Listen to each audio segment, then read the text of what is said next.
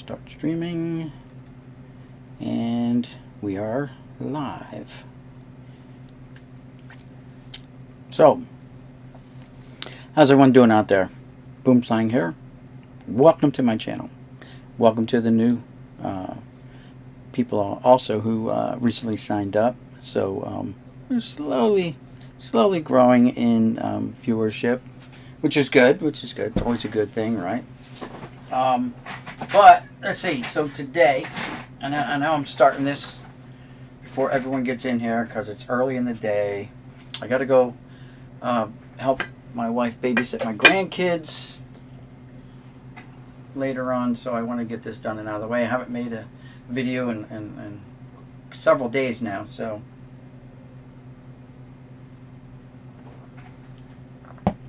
excuse me while I take a drink. But I gotta wet my whistle before I keep talking here. But we're gonna go over today. We're gonna go over a mail day, and I did edit the title before going live this time. I remember to change that. But we have a mail day from eBay purchases, and we got the JETER binder. Also, there we go. I've sent out more mail packages to you guys. Diego, I got your payment, so I'll be pumping that in the mail soon too as well. But anyway, so let's go over the mail day first. Again, it's eBay purchases, and then we'll do the JETER binder. How's that? So I already pre-opened these up, and this one here is one that I didn't have, Mike Piazza, and it is the Fleer Soaring Stars 8 of 9. It's a 9-card set from 1994 Fleer, 95 Fleer it says, 95 Fleer. So that'll go in the Piazza pile. Piazza pile. There you go. Piazza has piles. Mike Piazza. Newsflash. Mike Piazza has piles. What are you going to do? And this other one is just, an eBay seller. I don't want to show his name. But, anyway. So, this one, all I did was open it up. And I still have yet to open up the goods. That's that. In the trash. And let's get it. Well, this is a Mike Trout lot, obviously. I've been sucking up trouts. And this is the one that kind of sucked me in. This nice optic here. What doesn't thrill me, I guess painter's tape has, there's a shortage of painter's tape out there. Thanks to the YouTube card community. You guys are using up all the painter's tape. Alright? Please stop. Alright. Just kidding. Continue to use the painter's tape. Alright. I'm just messing with you. There is no shortage of painter's tape. So, shortage of painters maybe, but not painter's tape. So let's get into this, because this tape is everywhere, man. I've been everywhere.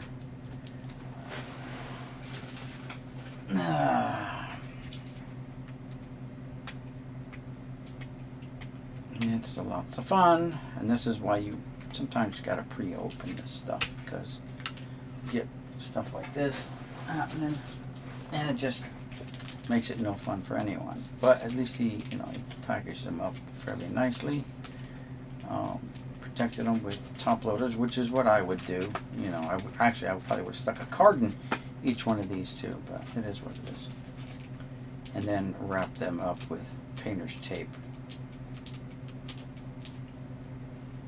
Top loaders, I get it. Top loaders are really hard. They're expensive. I finally bought, I don't have them yet, but I bought into a group that bought some supplies. I bought 1,000 top loaders, and it cost me like $100 now. Yeah, it's been over a year that I ordered it, and it won't be here until next April, maybe this coming April of 2022. So yeah, but I've got it for $100. I didn't have to pay $300 or $400 for it, so I just have to wait. And I'm in no big hurry. I did get my order of penny sleeves, so I've got another 10,000 penny sleeves. So that's good. I got my penny sleeves, and I ordered another 25 5,000 count boxes. So they should be showing up. The boxes should be showing up any day now. But let's go to the mail day. Let's move this trout binder so we can see what we're looking at here. All right, let's go. Let's see. Ignoring the chat. Here we go. Sports Card Junkie, how's it going? Thanks for stopping by. Guess what? There you go. Now you got a wrench. How's that? Just for being here. You get a wrench. Appreciate that. Alright. We're over 6 minutes in and we haven't even looked at the cards. So I picked up this Mike Trout lot. Mainly because I saw this thing here and I'm like, ooh, sexy. Yeah. That was my impression of Barry White, by the way. That's my sexy voice. Might be creepy too, I don't know. Depends. Anyway, let's get back to the cards. Mike Trout. I mean, believe it or not, like a lot of these cards I don't have. Some of them I do. And we will do a Trout binder. That's a cool one. We'll do a Trout binder. Not in a sleeve. Are you kidding me? Dude. What are you doing? Oh my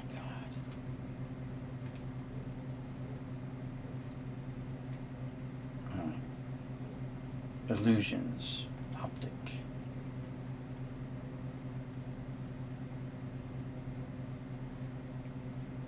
It's a 1 of 1. See that? 1 of 1. Actually, it's Illusions 1, but yeah. Speaking about 1 of 1, I think I already said this. A friend of mine, who was actually a boss at my job, bought a hanger box for his local LCS down in Delaware, and he pulled a Mike Trout gold from hold on, I got a picture of it. He sent me a picture of it. 1 of 1 gold, and yeah, awesome. There's a die cut. Wins above replacement. 2010s. Don't know what that's all about, but it's a Trout card, and you know, if you're gonna buy Trout, now's the time. Baseball, you know, season's over except for the playoffs and World Series, and after that, anything Ohtani or Vladdy or any of those guys that are in the MVP race is gonna skyrocket if it hasn't already skyrocketed. So should be picking them up now. I have been. Ohtani's are getting a bit out of reach now. Gypsy Queen, Mike Trout. We'll go through a Mike Trout binder. I haven't put it together yet, but I will. All-Star Game, Mike Trout. Very nice. Going over the wall, Mike Trout with the top's chrome. Not sleeved.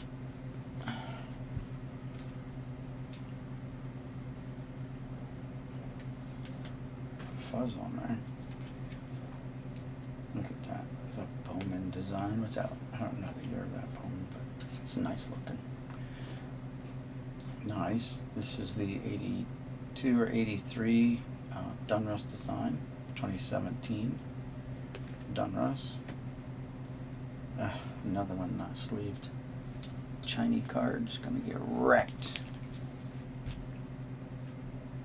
Alright, we're gonna check chat real quick. Let's see.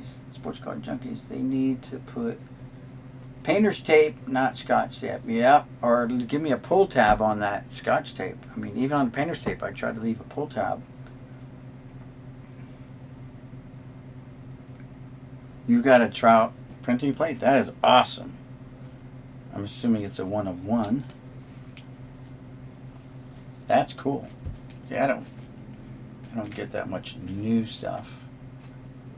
But like I just stopped at I took a wrong turn on the way home from work today, and made the wrong turn, and I ended up right near Barnes and Noble. So I'm like, hey, you know what? I think I'm gonna go check out this Barnes and Noble. They might have cards there. I heard people say they found cards there, so I'm gonna go there. Nice, 2013 Topps. Very nice. So I just went inside and saw the kid at the register. And so here we go, review these again. Mike Trout. 30th anniversary with the 87 design Mike Trout. Optic Diamond Kings. I don't know what year Bowman that is, 53 maybe, I don't know. Nice Topps Chrome. Nice one, all the red in there, kind of really makes the card jump out at you. Gypsy Queen from... Yeah, print's too small. Can't read it. Wins above replacement, Mike Trout. Very nice die cut. Topps Finest. Optic Illusion, Mike Trout. This is a cool one. It's like an insert card. Very nice. Diamond King, Mike Trout. Landscape, Mike Trout.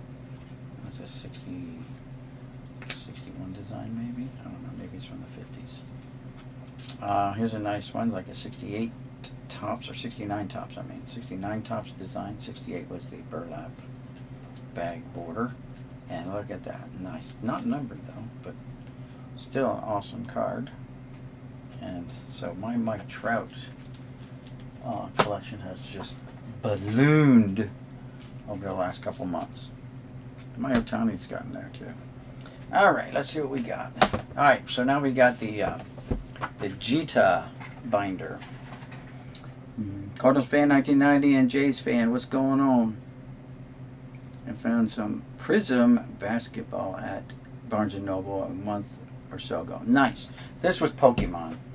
And my boss has gotten into one of my bosses, second level boss, has gotten into Pokemon cards. And so I picked them up. Maybe he wants them. I don't know. They're for the little tins. Here, I'll go grab them.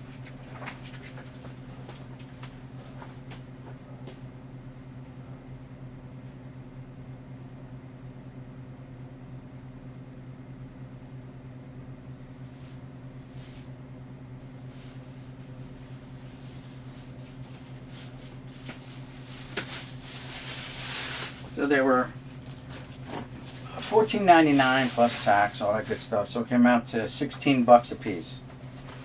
And I don't know. $16. Level one, whatever that. Play level 1. I don't know what that means. 6 years and up. I don't know if they're for his kids or what. I think that he said they're for his kids. He's got a lot of little kids running around.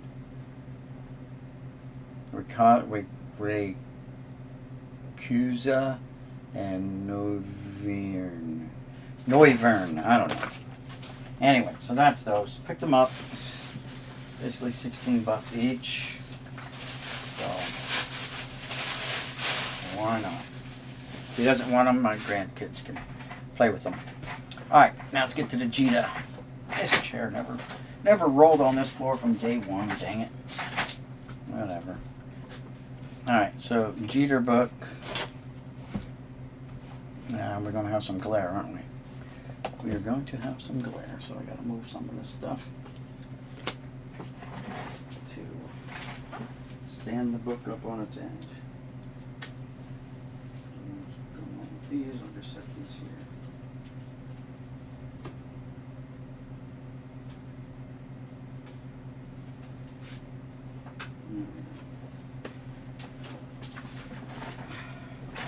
So we're probably going to have to prop the book up. I don't know if we can fold this all the way around. with this binder I got at Target. It's a Target binder. No, I'm not going to do it. Oh well, we're just going to have to hold it. Alright, so, you know, these are like early Jeter cards, you know, pre-rookies, whatever, draft picks, so on and so on. Alright, I'm not missing that. The 93 Stadium Club Murphy, I actually have in my display case over here.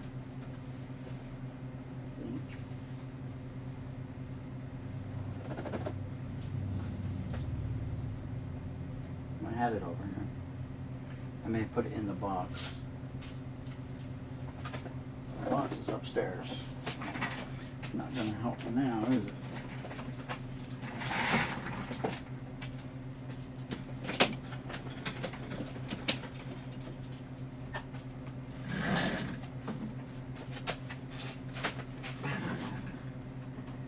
Yeah, I must have taken it upstairs. Dang it. Definitely wasn't going in the binder. It was going to stay in its plastic case. Ugh.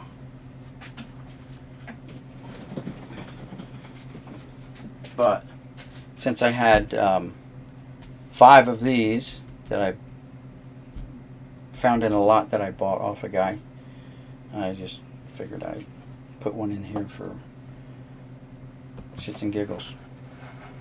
So I got, that's page 1. And I don't have the Topps Gold version of this one, of his rookie card, the 93 Topps Gold. Don't have it, believe it or not. Almost 3 million cards and I don't have that one. But I have a bunch, so. I didn't even know, like, he had this one here. This is from the Ted Williams Baseball Card Company. And all these little inserts like Michael Jordan's and so on were numbered, individually numbered. So that's cool. That came in a lot too that I don't think that was an eBay buy. I think I found that in a lot of cards that I bought, someone's collection. And then we just go on with some more of these. I don't have the Kalamazoo High School card either. I don't have that one. That's a pretty expensive card. But I do have a lot of. Alright, this is getting in the way. Getting in the way. I don't know what you're doing up there. This is supposed to be a quick video, but sorry about the glare, guys. I'm doing the best I can with the tools I have. This is some little disc. Pretty cool. Skippy peanut butter.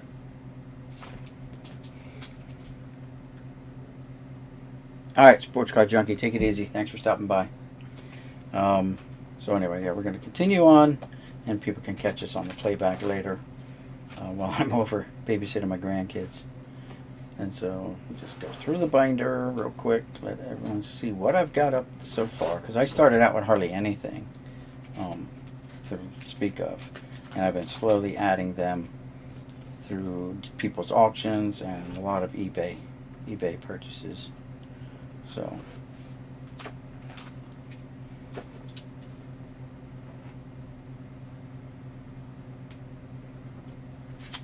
and they're in no specific order. I just grabbed them, and as I came across them, I started putting them in the binder.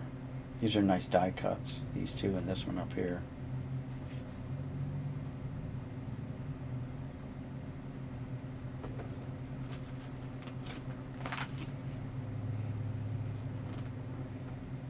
I just have to hold it up here so I can see it, I guess. It sucks. I have a better setup. There's a silver signature from Collector's Choice, Upper Deck, and there's the base.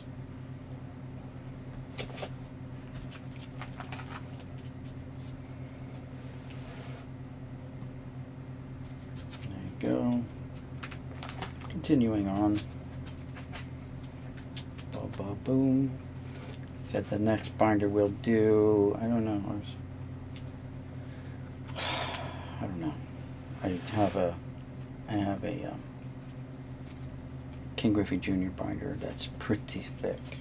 A lot more cards in there than this one. This one's got about 200 cards in, maybe. The Junior's got way more.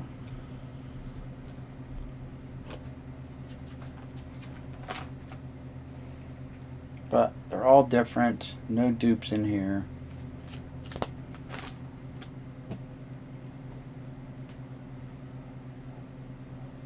This is a magnet, by the way. I forget where I bought this, but it's a magnet. It's not a magnet. Well, it's not. It's a magnet. Not a strong one, but it's a magnet. It'll stick to your refrigerator, though.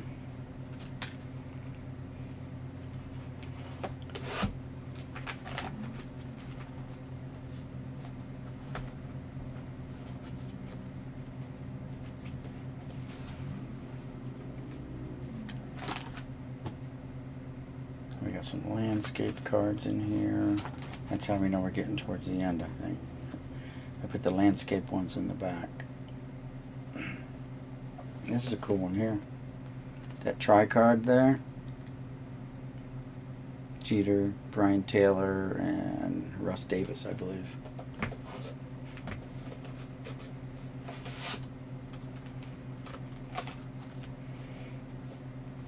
There's the Electric Diamond version of that upper deck card and the base. And I got tons of boxes yet to go through to find more Jeters, though. It's kind of crazy, ridiculous. This is one of those Pinnacle where you get the coins and you jam the coin in there. I don't have the coin.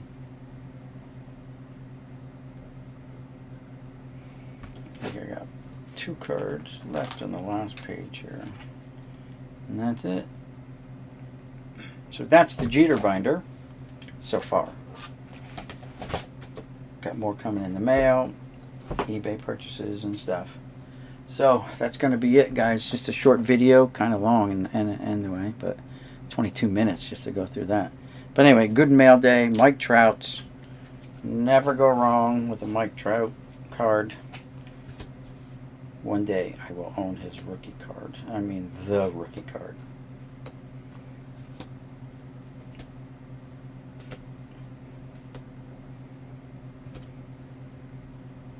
Sorry about the glare. Gonna have to get studio lighting in here instead of just those fluorescents that I put in here.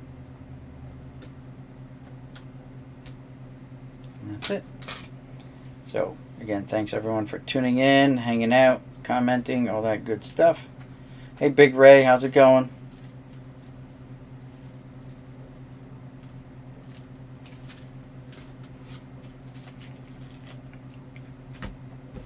You kind of missed the Jeter binder. I just went through my Jeter binder that I just put together the last couple days.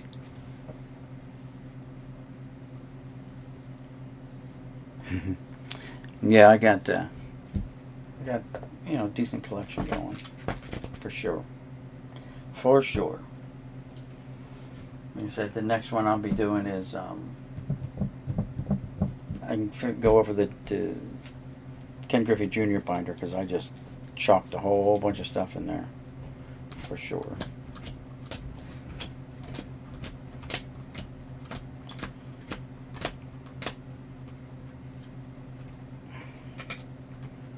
Let's leave these 2 up in top loaders at least.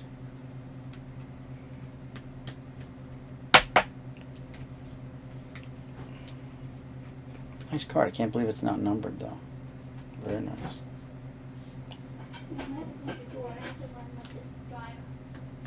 Okay. That's right, I'm finishing up anyway. Just want to do a quick video. And that's it. I'm going to go upstairs and I'm going to sort cards and watch people's videos and yeah, see what other stuff I can come up with. But yeah, that's it for now, guys. Any comments, just leave them in the comment section below. And we will see you guys in the next one. We'll see you around the channels. This is Boomslang signing out, saying, look at the John Jabs. Not personalized, but still, the past is alive. Rookie card. And let's see, I'm debating whether or not to have a Trout rookie from Sports Illustrated for Kids, PSA graded. I was watching the binder, just forgot to chat. Oh, okay, that's cool, Ray. I saw there's one on eBay, not graded. Trout rookie, Sports Illustrated for Kids. So, yeah, I was looking at it too, but I don't think it was graded. It's just raw. But, you know, that's gonna go for a bit. So, anywho, I did find a whole bunch of other Sports Illustrated for Kids cards. A bunch, almost all of them were non. Didn't fly. Were non-baseball, for sports. No hockey, no nothing. They were all like track, field, tennis, maybe. You know, the pseudo sports, what do you want to call them? So I do have some of them. A nice little stack, about 20 cards maybe. 2 uncut sheets with the Trout rookie on. That's nice. That's good. I have 2 books here that have 2 Sports Illustrated Kids books that have uncut sheets in. They're still in the magazine.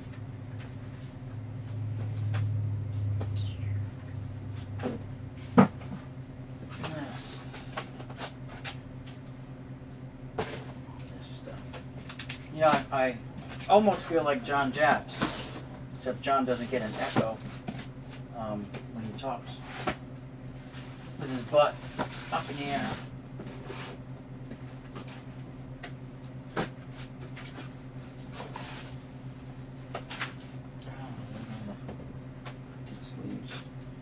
So,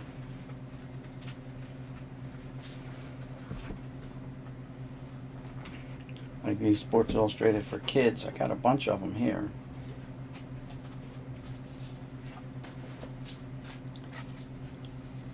But only 2 of these have the cards still inside. The rest were all picked over. This one, the top 2. So this one's got it. It's got the Mantle on the cover, Bonds, Maris, Matt Williams, Dynamic Duos. And the cards inside are stupid Danny Tartable. There's a Piazza here. JT Snow. And it's got this big George Brett rookie card in here too. Huge, like top loader. Nice. Front and back. Selected to his 13th consecutive All-Star team. And then the other one, it's a little beat up. It's the father-sons, I think. Griffey's Make History. And it's got a Rhino, Clemens, there's father and son, Griffey Sr. Jr., Cecil Fielder. There's the backs. And in the front it's got Avery, Ricky Henderson, Kevin Moss, and Lenny Dykstra. Like, except for Ricky, like losers. Go figure.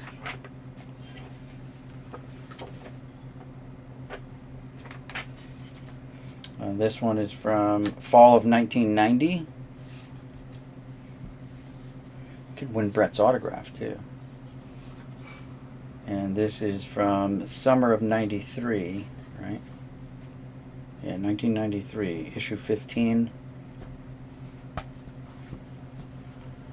Collector's edition number 4.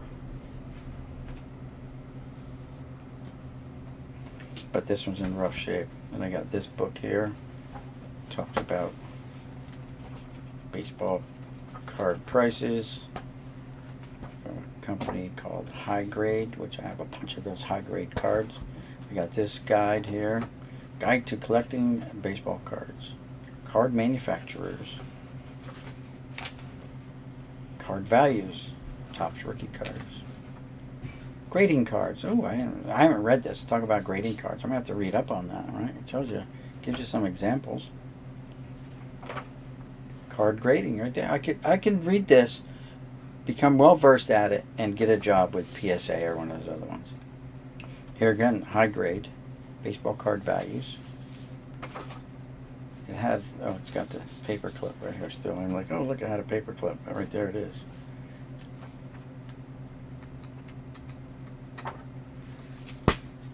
And sports card trader, but it's got nothing in it.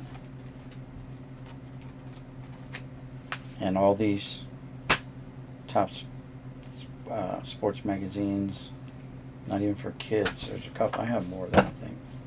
Topps magazine, maybe I don't. Topps magazine, collector's edition number 3.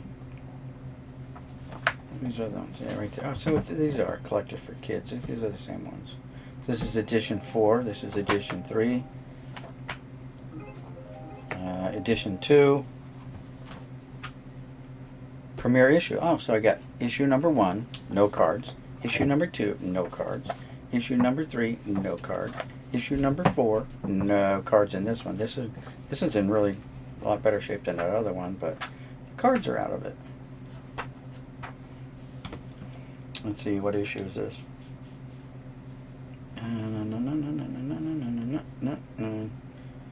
It doesn't say what issue it is. It says preview. Stadium Club cards, the Killer Bees. Doesn't say. So this must be a different magazine. But no cards inside. Does say cards. Topps magazine, issue number 9, issue number 10, 11, 12. So possibly the first 12 issues there.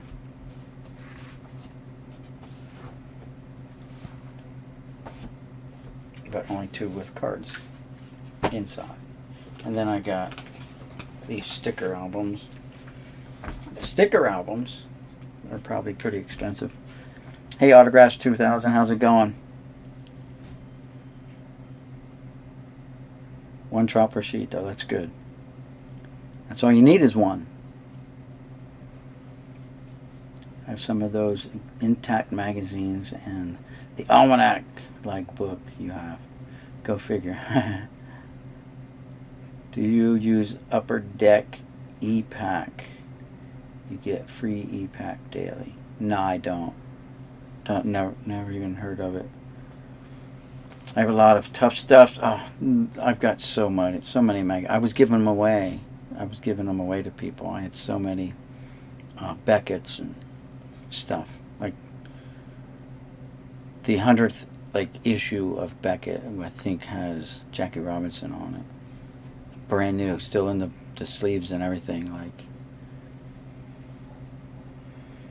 Yep.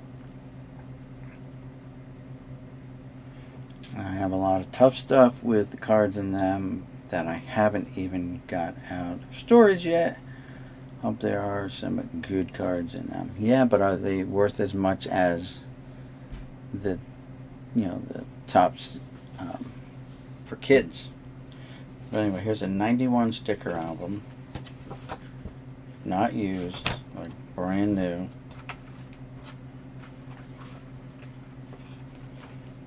Guess that's for your all-star team. And then here's a 90 to my Panini fans, Nolan Ryan, age 12, throwing at 75 miles an hour. And again, not used at all. So it's 90, 91, 90. This is 88. I don't have 89 for some reason. I got 88s. Not used. 87s. Not used.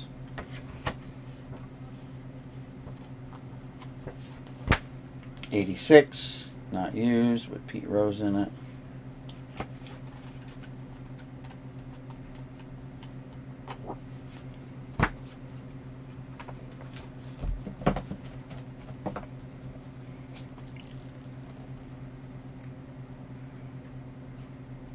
Okay. I found this new YouTube channel. He bought 1 million cards. Yes, I saw that. I saw the guy. I saw his thing, and I clicked on it because I got it off of someone else's thing too. It may have been your channel that I got it off of. And the guy bought 1 million cards. Someone made a comment like he may have paid $3,000 for it. Here's Dr. James Beckett from 1992. I don't want to open it up because I don't want to break the back, but it's like brand new. This one's been opened up right smack in the middle, and it got creased. There's where the crease is. This is from 1990. The handheld ones. Oh, yeah. Then I got number 14.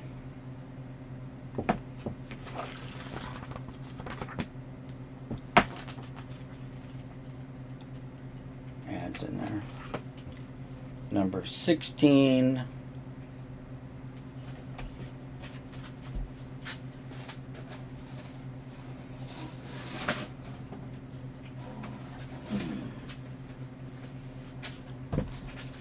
Number 15, so I got 14, 15, 16, and 17 still in its wrapper.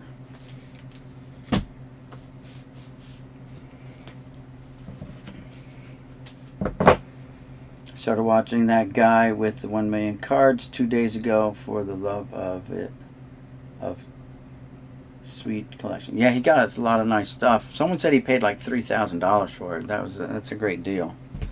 Got some really nice stuff. And then I got this book, Red Sox. I guess it's all Red Sox cards from Topps. At least up to 85, I guess.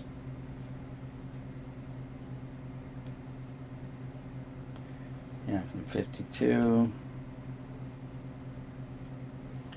to 88. 89. No, 88. 52 to 88 Topps. Yep. Red Sox. And then there's the Braves one. And then there's the Phillies, the Philadelphia Phillies. Oakland A's. Same one. Same type. And the California Angels. Price, Stern, Sloan. It's on here. So those are the guys who must have did the book. Price, Stern, and Sloan.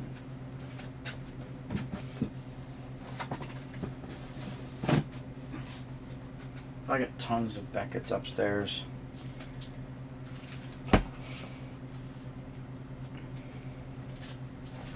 And some tough stuff.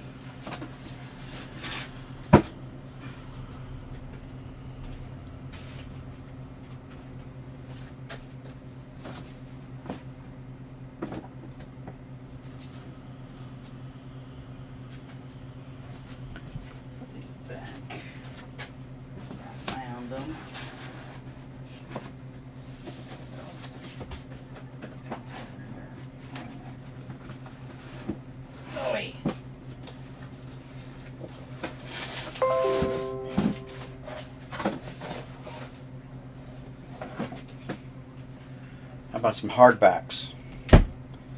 92 price guide, official baseball price guide.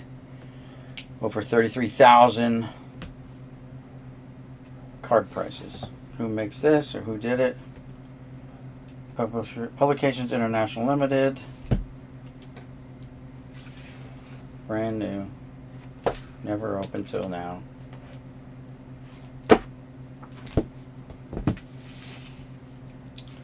'92. Here's the '91 one. Here's the 1990.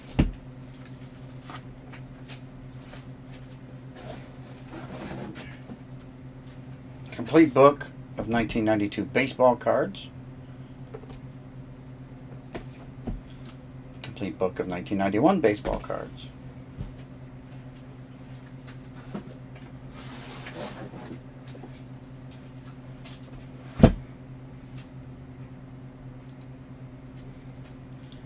Complete book book of 1990 baseball cards. And they even did a consumer's guide, official baseball card collecting handbook. Now this baby has been looked at. Someone spent a lot of time. It's all got creases all in the front. Got pictures though, nice colored pictures. Bob Clemente. There he is, Bob. Bob.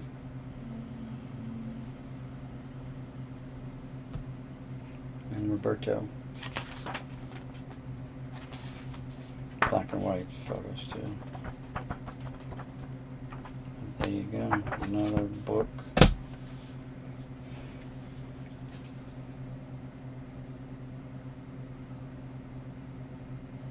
The whole collection is worth 10 times more than you paid for it. That's good. So it's a $30,000 collection.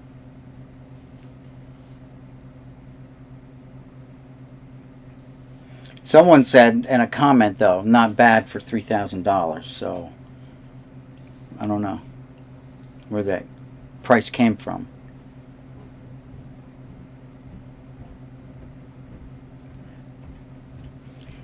Well, yeah, I mean, you don't know what you're getting when you get that big of a... You don't have time to go through everything. Even the lots I buy, you don't have time to go through everything. So...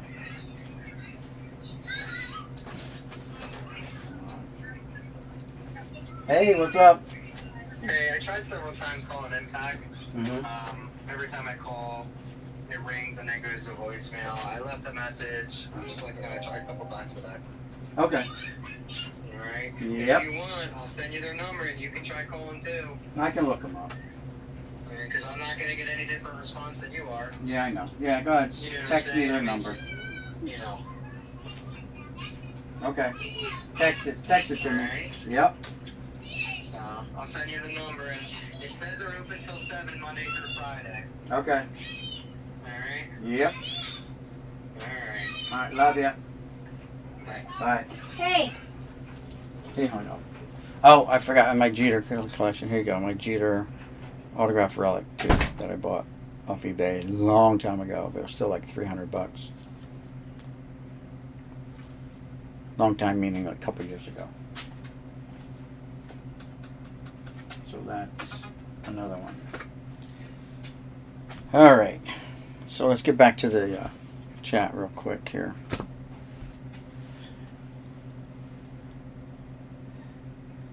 Set up flea market cards and show sell cards for a lifetime. He got a lot of inventory to sell. He can sell 10 to 25-cent cards each. A lot of $5 box, $1 to $5 boxes.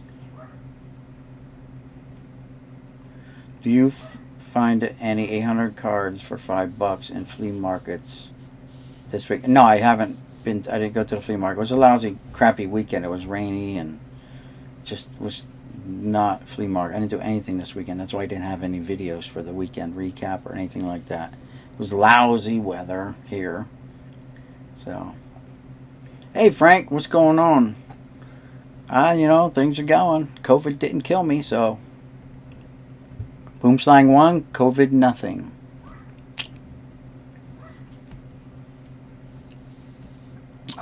And Donald Blumdahl is home recovering, so you know, let's all wish him a safe recovery, a healthy recovery. He has been on other people's streams just to pop in and say hi, but he hasn't been making content yet. So, but the fact that he's home and he's in his element, he's more comfortable. That's good news. That's good news. So, yeah, that's these books. And actually, that's all that was in this box, but it was heavy.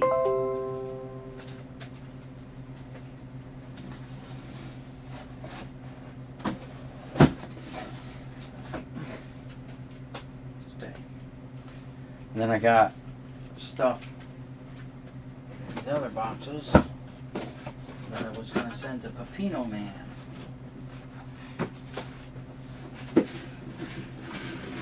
Oy. I haven't gotten around to it yet. Pretty hefty stuff.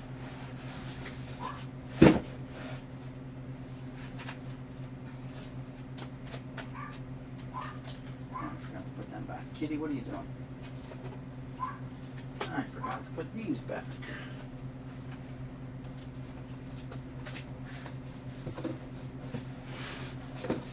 In here. I did. There you go. Good enough.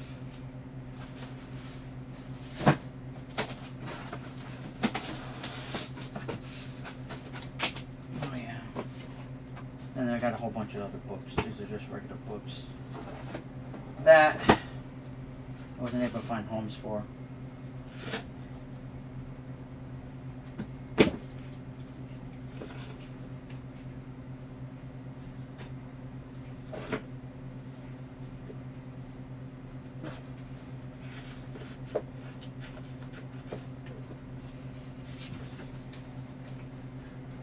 No homes for those books.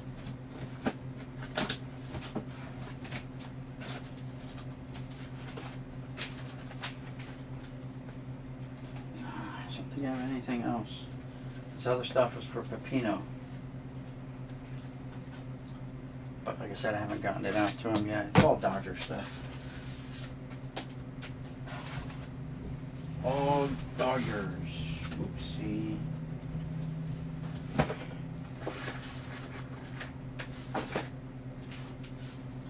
I don't know. I forget what this is. I put stuff in here. I don't even remember what's in there.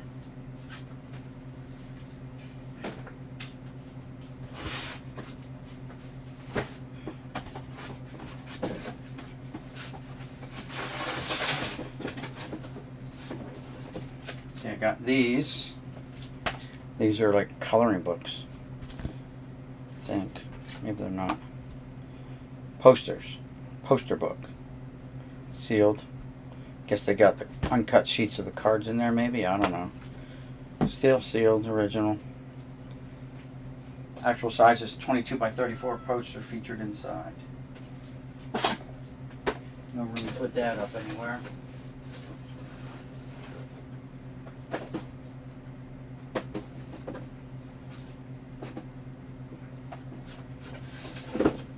And these.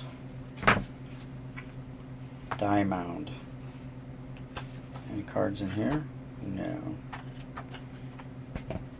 Spring training. No cards in there. Spring training 92. February of 94. With Tom Seaver on the cover. Pepino Man. How to prep and grade a flower bed for planting with Crocodile and Julio.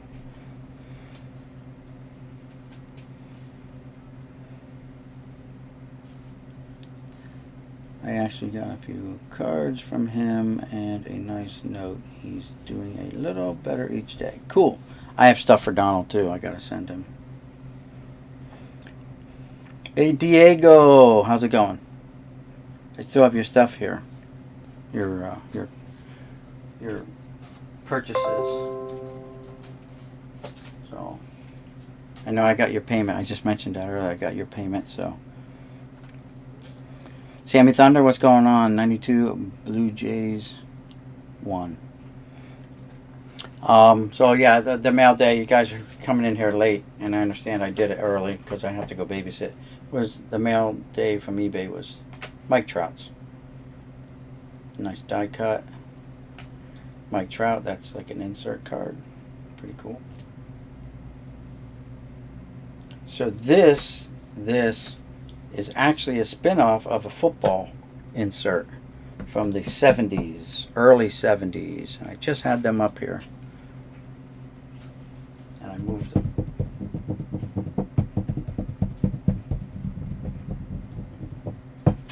Hold on. Hey, kitty. Dang, I just had them here and I moved them. Don't know what I did with them. There. You know, they say that's the second thing that goes, is your mind. Anyway, I just had them here.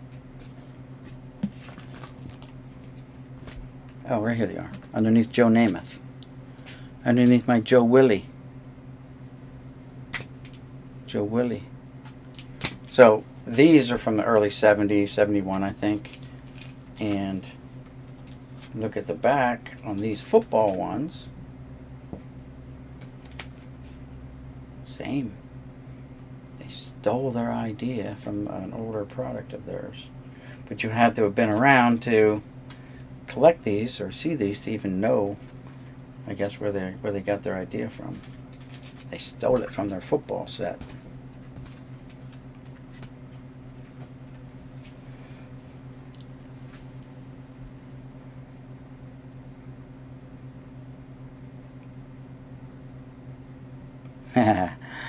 Yeah, I've been in talks with the wife about putting an addition onto the garage going outwards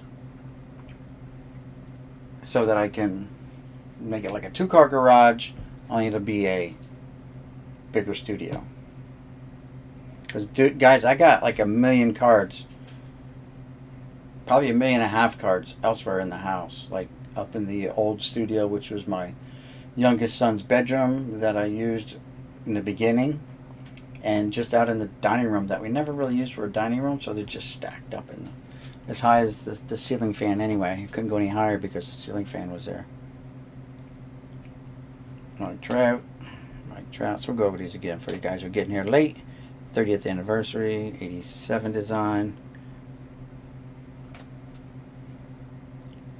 And these lots, like some of them I already had dupes of, but it was a lot, and like I bought it for like a special card or something like that. So there was a couple cards in here that I didn't have, quite a few, so I was okay with that. I got outbid last night on a Trout 1 of 99, card number 1 of the 99. It was a Dunruss card, I believe. And I got outbid on it. It went for like 50 some bucks. And this is the one I wanted out of this lot. So I bought the lot. It didn't cost me that much. Probably not even 20 bucks. Might have been 20 bucks shipped. Some of the guys don't send you, an invoice with their stuff.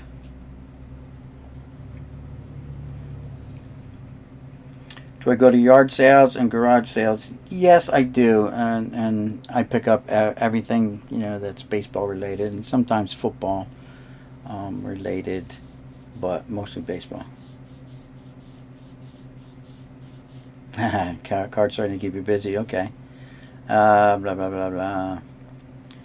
Yeah, I missed out on one off of a Facebook Marketplace a couple weeks ago.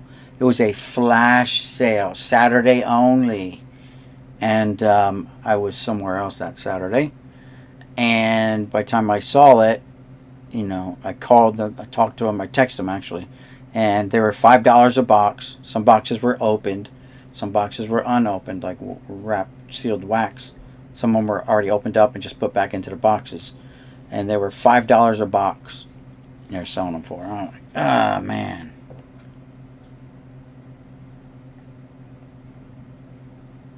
Why so many cards, Diego? I don't know. It's that quest to, like Pokemon. I guess you got to collect them all. But obviously the old guys like myself consider vintage is from maybe the 60s on back. They're so expensive now, even for a common card. It's you got to wait for the price to come down, and I don't think it's going to go down because once Topps loses their license, that's all that's going to be left for traditionalists. So the price is only going to go up on them too. So that's the two schools of thought. Do I buy now and hope that I made the right choice and the prices don't drop on those as well, or do I hold off, not buy, and then the prices double and triple on the vintage, which they've already done anyway. So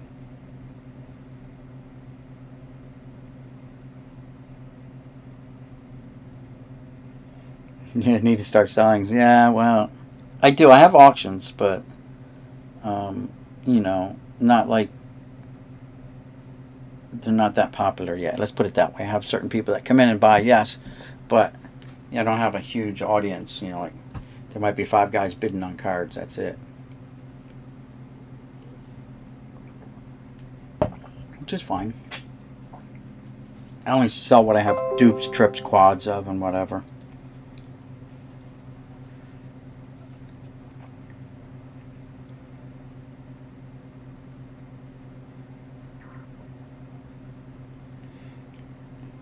Okay, I have to think about it, right? I mean,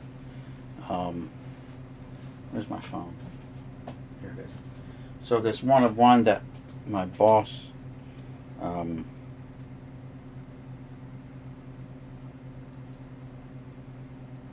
to be in the, all right.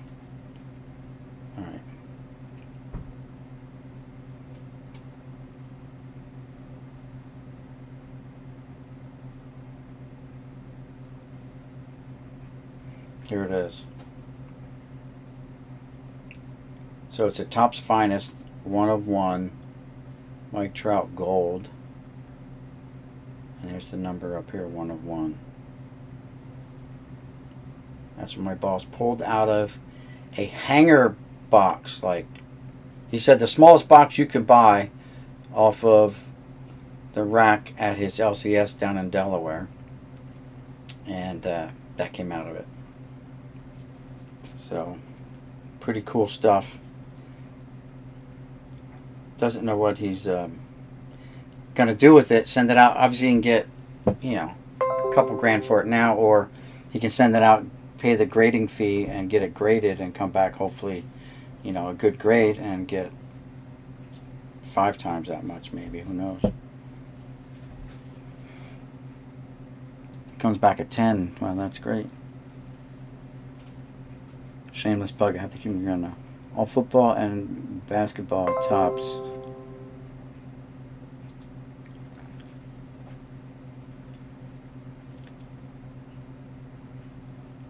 Yeah, that's fine, Ray. Whatever you want to do. You tell me. You tell me what you're. I know you're interested in those 69 tall boys. They're not the best, and you know. Whoops. I have some more, but I gotta go through my boxes. Like this one's got stains. I think I sent you the picture, so you saw the conditions of them. They're not the best, but geez, they're just so expensive to get. Like everyone knows that they're like a premium card. The tall boys, You know, hockey made tall boys. I got a couple thousand of the hockey tall boys. I don't remember what, 94, 95. I don't remember what year they were. And I got them in a lot, you know. I should actually bring them down and try to sell them at auctions. But my fan base is not into other sports. Some guys do. They bought the like Jason Kidd cards and stuff like that, and the comic book cards sold. The My Little Pony cards didn't sell. Look at that reversed hollow, right? That's what you would call that, with the background's a hologram. I don't know. That was a joke. But I did, like I said earlier, I did pick up some Pokemon today. I almost forgot where I put them. Now I picked these up for my boss, but if he doesn't want them, then I'll give them to my grandkids. So these were, after taxes, it was $16 a box.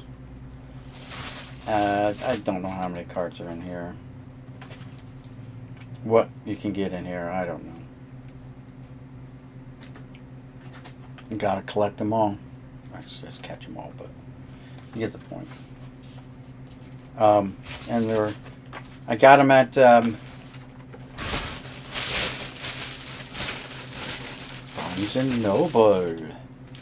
First time there, I actually took a wrong turn on the way home because I'm experimenting with new routes to get home from my work because I'm tired of running into traffic, construction, and all that stuff on 95 and 76, going towards Atlantic City, and I'm just tired of all that. So I tried to find a new way home, and made the wrong turn up near the Deptford Mall. There was a Barnes & Noble there. So I said, you know what, I'm taking a shot. I didn't take any video of it. I'm like, I'm just going to take a shot because I didn't think I'd find anything. And when I got inside, I talked to the guy at the register, and they were behind the register. They didn't have any other baseball or anything like that. So you think 80 and 90 cards, common cards, will go up soon for the next 10 years? Not the commons. No. Nope. Commons are commons, and nobody wants them, really. They're fodder. They're TTM fodder. The guys that want them are the TTM guys.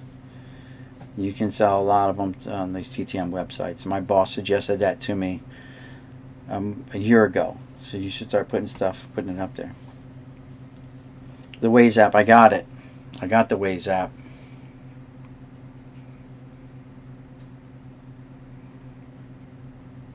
Doesn't help me. There's the Waze app. Doesn't help me. There's, I had one that gave me the traffic lights, the cameras. I mean, I could tap into the cameras. I've only used this once. I can tap in the cameras and look how traffic's flowing before I left work. Go down the highway. You can tap into the cameras. I don't know if this gives you that, but I found a new way. I just missed my turn, and I, instead of being a jackass, it just flipped Huey's, wherever I feel like it. I actually went to the next light, went left at the intersection, and while I was there at the light, I said, oh, look, there's a Barnes & Noble. I'm going to go in there, and that's how I found it.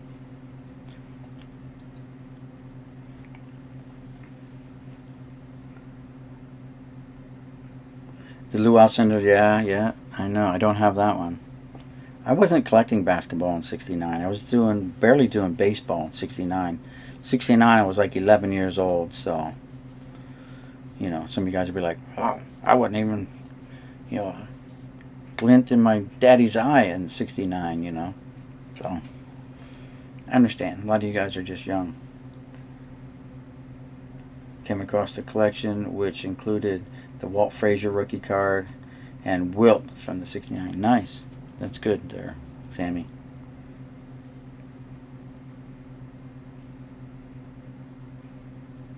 Well, you're looking at the year. I mean, 10 years from now, will they go up? I don't think so. I don't think they're viewed the same by the majority of the collectors, old guys like me. Because number one, nowadays, you got all these fancy protectors. Back then, you had a shoebox. You tossed them in a shoebox and you put them under your bed, right next to the girly mags. Just kidding. But 69 Mets said Ryan and Seaver. Yep. Said I traded the Frazier, Wilt, and checklist of the tall boys 35 years ago, and definitely got the short end of the stick. Well, you know what? I sold 3 Wayne Gretzky rookie cards years and years and years and years ago. I was young, had 1, maybe 2 kids. Let's see, my one son was born in Germany. We're living in Las Vegas now, and so I probably had two kids that both my kids are 18 months apart. And so I needed money, and I had those I had 2 Nolan Ryan rookie cards. I still have them. But I had the Gretzky rookie cards. There was no grading back then. It was like, hey, look at the card. Oh, that looks really good. Looks centered. The only grading was what came along probably in the 80s was this. You could buy one of these at a card show, wherever, at your LCS, and this was your grading tool. This is how guys did it. Just slide it in, but see, it doesn't fit, so the card's oversized. Doesn't mean it's a bad card, it's just oversized. This is in a sleeve.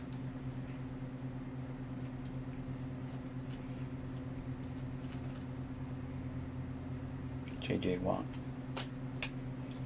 But anyway, you get the point here. Well, this is a relic card. That's not going to do. You guys have seen me do it before. You just drop the card in. This is a terrible one to do it. And it's oversized too. Alright. This kid's card fits. And then you just use the scale right where that green line is that goes around here. That's your border. And you just get your measurements. You guys have seen this done already on my channel. This is where I judge them. See if they're found worthy or not. So, and then there are other tools you can buy now that are a little more complicated, a little more clumsier, cumbersome to handle. I bought them. I didn't like them. They're probably more accurate, but that don't mean you like it. You still have to like it. But anywho, they're in that drawer somewhere. The new generation will think 80s and 90s cards will be the new vintage in 15 years. They're calling it vintage now. They're calling it vintage now. And I to hear that, I get confused because it's like, wait, no, they're not vintage. You get vintage when you go to a card show and you see, when they say vintage, you get to see it. That term vintage is overused in the hobby now. And I think a lot of people realize that. Long term, not newbies to the hobby, you know, people that have been in it for a while.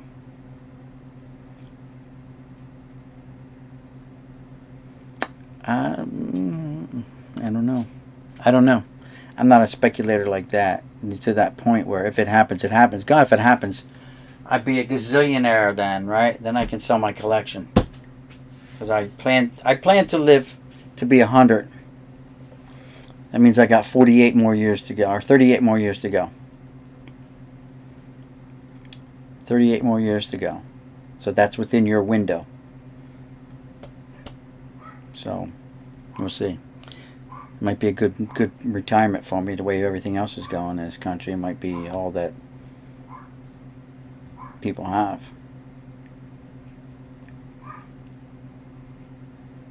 Junk wax, there you go.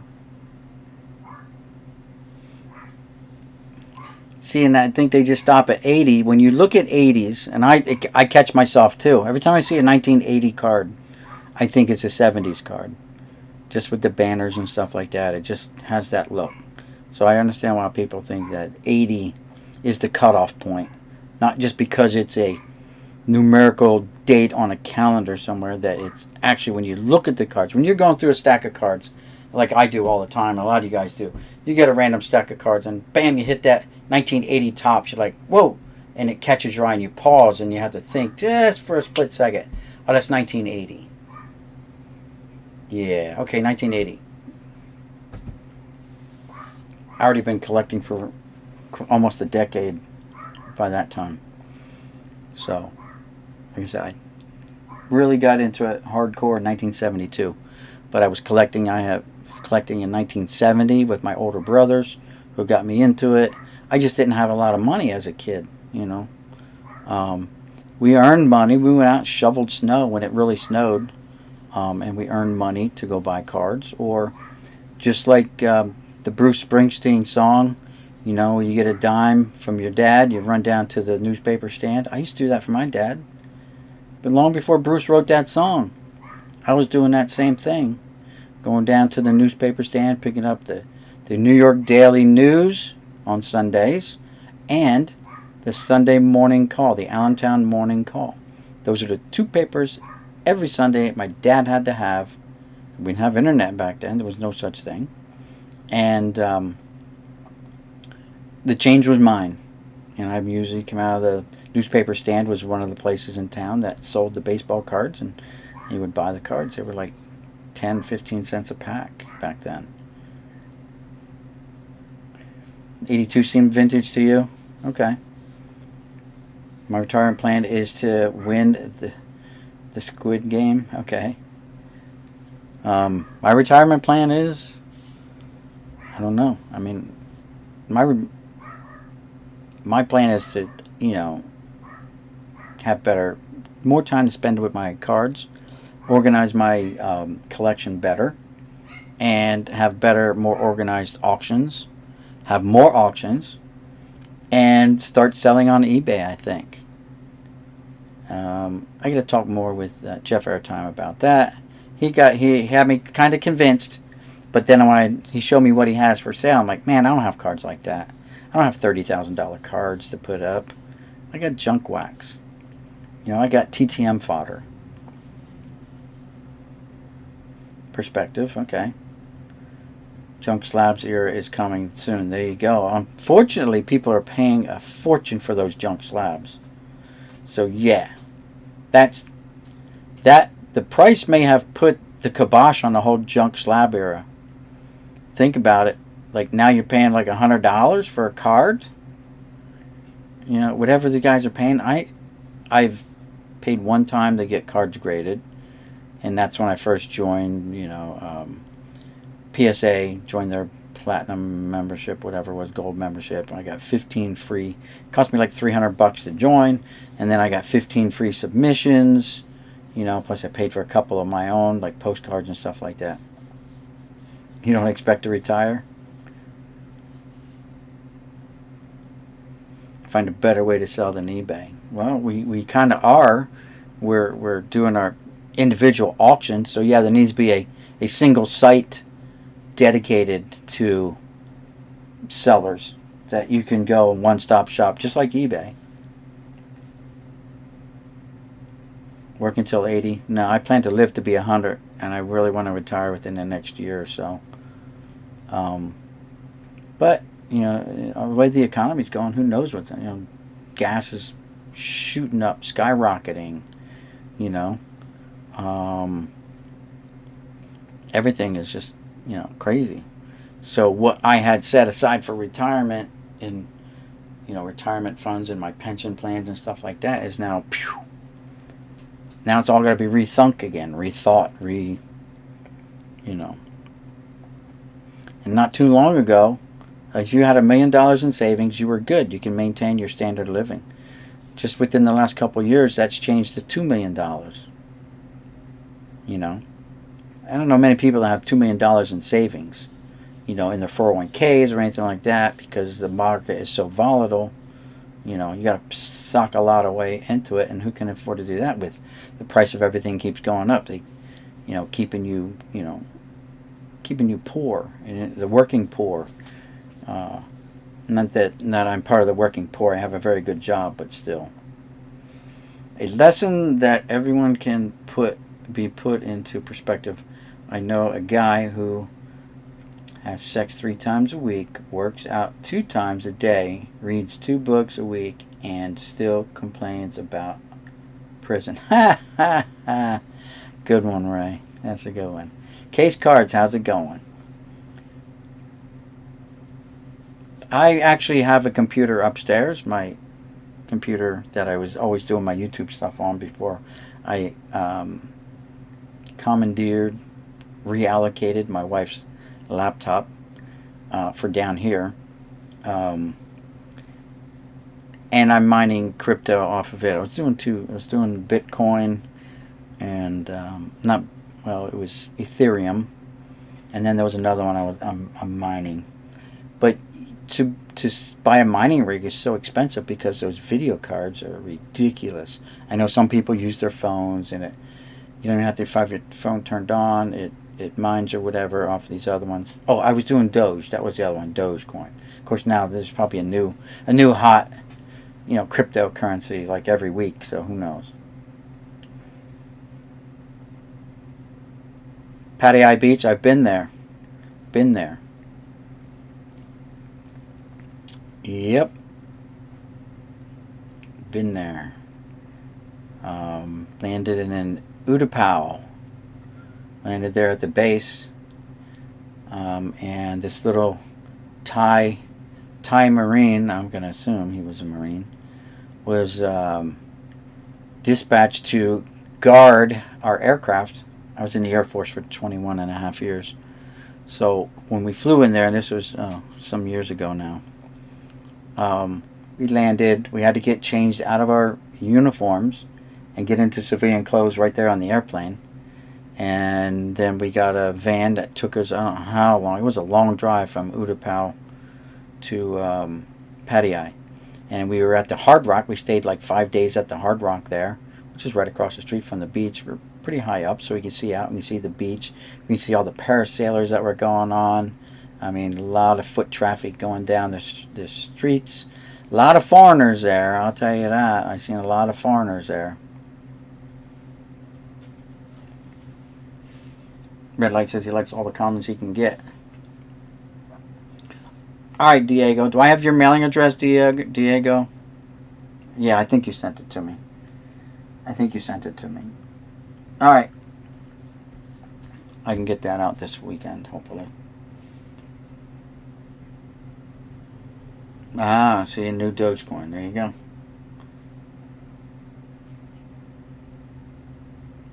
Dogecoin. I don't know. I just let it run. I let it run. I don't even pay attention to it. Because it's such a small... You know, I got into Dogecoin so late.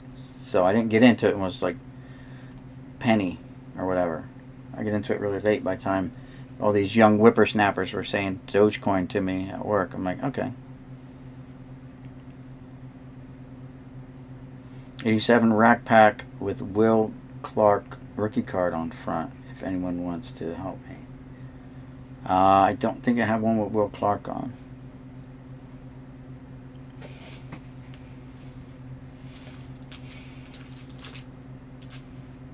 I don't know. I got a case of them. I got actually a case and a half of them. I don't think any have Will Clark on.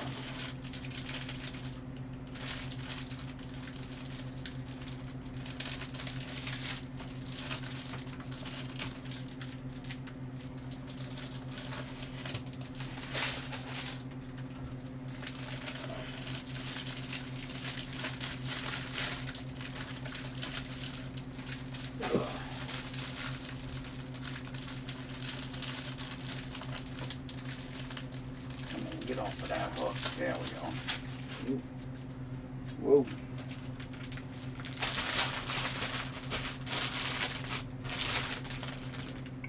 Carter. Ripken All-Star. Lou Whitaker All-Star. Kent Herbeck, Tony Gwynn. Keith Hernandez, Eric Davis. Mike Schmidt.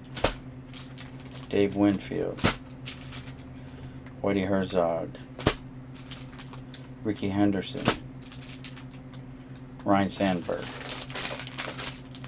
Oh look, miscut card. Oh, right on the back. That's probably a bad rack pack. There are going to be a lot of miscuts in there.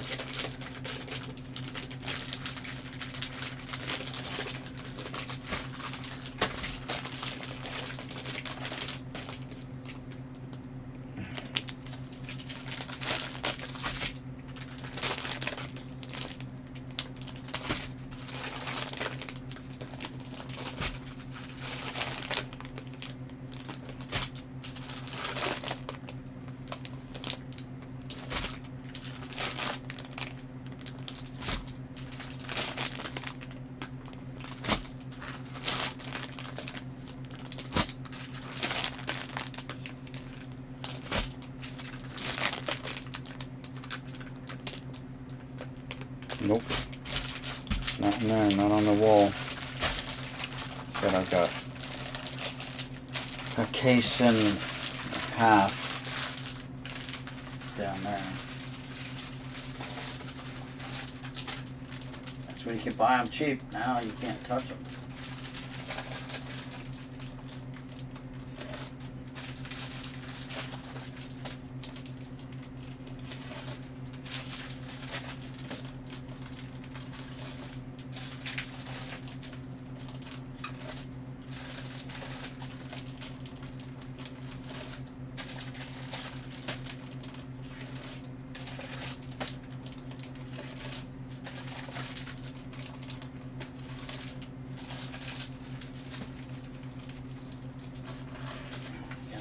Sevens, 88s,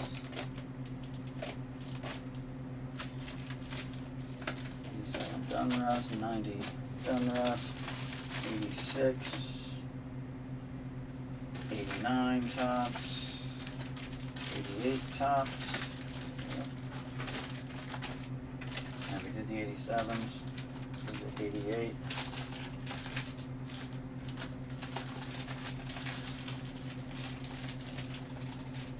I guess these are some of the ones that I have these separate, so they must be like, because it's got the McGuire Gold Cup. I guess that's the second year on there.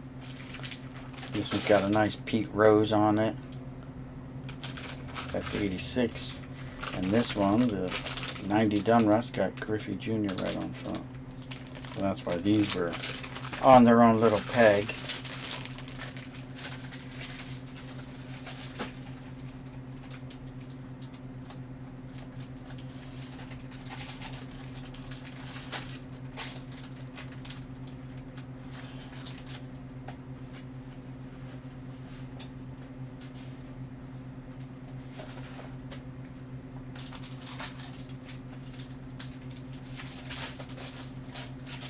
Lines.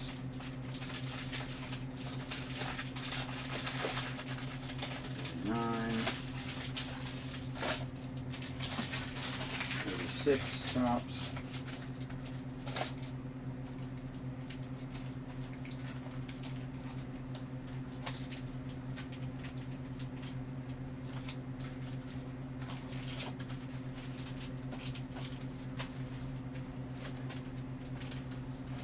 Alright, let's check the chat. I love this card. First ones I bought at the end of the checkout at the grocery store. Yep. Oceanfront property in Arizona. Nice. All my exes live in Texas. Delay is bad, obviously. Bang ding. Oh. Channel 2 Bay Area News. Fupa. There's a few on eBay for under $10. Did you get the Golden Gate throw in free? Okay. Fukudome actually played for the Cubs.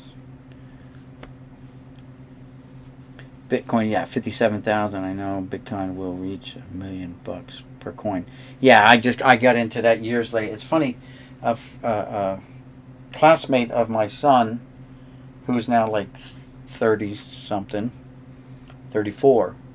So one of his classmates years and years ago came to me when they were still in or just out of school, and he asked me if I had, because I had several computers, if I had any old video cards laying around. I'm like, nah, I don't have any. And then my son told me what he was doing. I thought he was breaking the law. I'm like, dude's gonna go to jail, man. He's hacking something. I know he is, you know. And here he was mining Bitcoin, you know. 72 top set. Yeah, good luck with that. That's when I started. I don't think I have the complete set. But I haven't been chasing them down either. Haven't been going out of my way. I've been actually going out of my way to get Trout and Ohtani cards. A lot. And, again, some Jeters.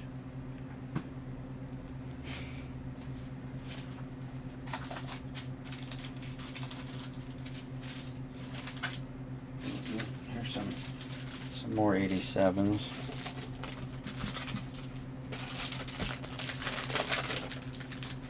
Barry Larkin, Darryl Strawberry. Darryl Strawberry.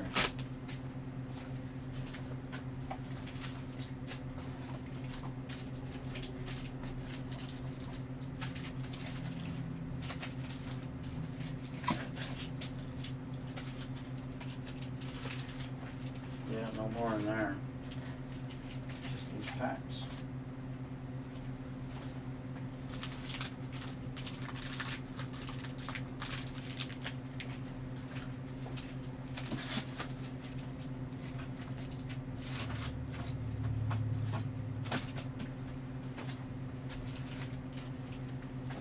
Kitty, are you trying to get out of here? Are you waiting to get out of here?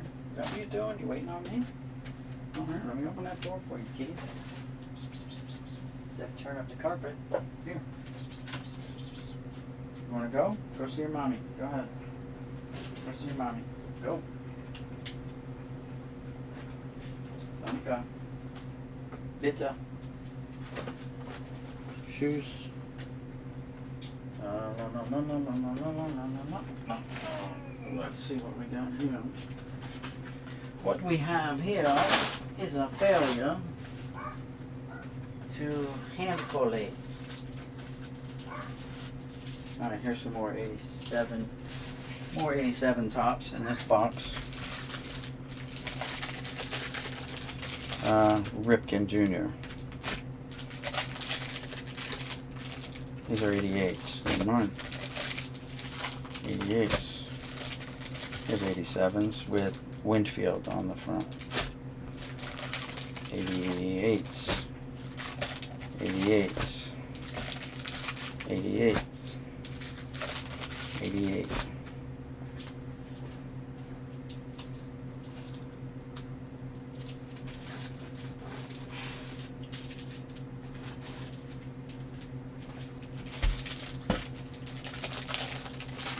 '87 with nobody. That's Parrish. 88. 87 with Ripken. Same Andy Hawkins on the bottom of those panels. Winfield.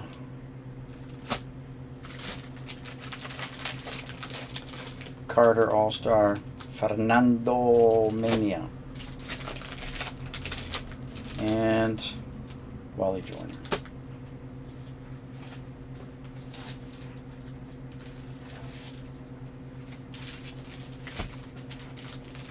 '88. 88.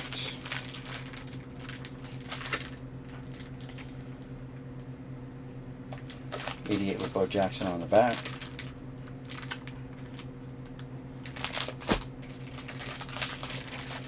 '88. Mike Schmidt on the top. Another 88 with Schmitty on it. And these are 87 Dunruss. I have another box of these somewhere. Of rack packs. 88 Dunruss.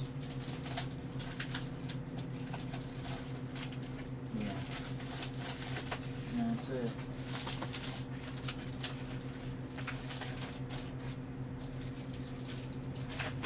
We got 88 Dunruss. Oh, 100 and some odd racks of them.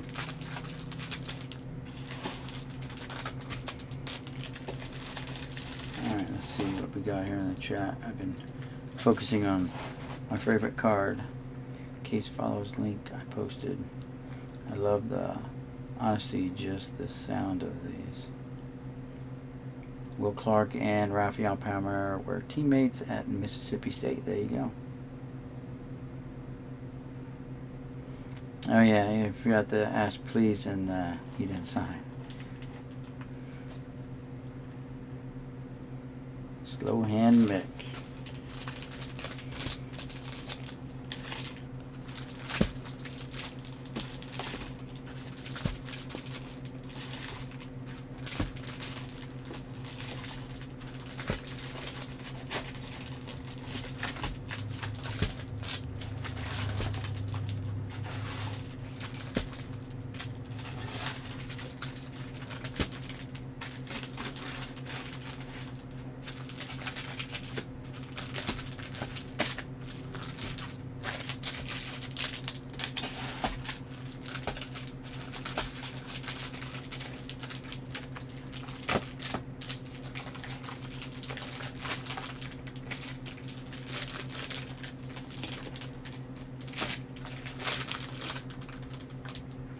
Checking the backs.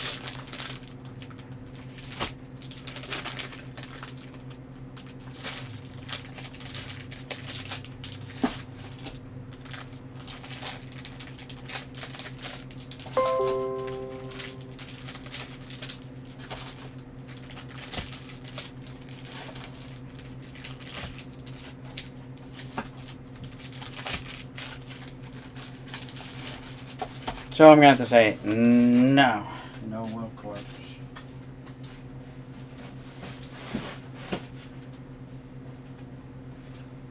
I do have 2 with Barry Bonds rookie card on, though.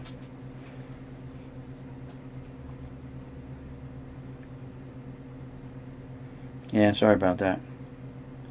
Was on the 84 Olympic team, but was still in college and didn't get a 85 card. Well, that stinks. Slow Hand Mick was a reference to saying the line from the movie, what we have. Oh, yeah. What we have here is a failure to hand collate. That's when you get a box of cards and you're missing all the good cards, right? That happens to me. Oh, look, it says complete set. Open up. Nah, we're missing the Griffey Jr card. That's why I got it for $3 at the flea market, because he took the best card out. I actually bought my set. My set at the flea market. Where's it at?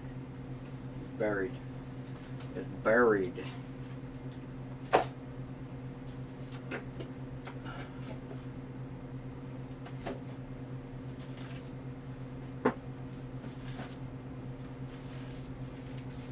Yep, on the very bottom of the upper deck.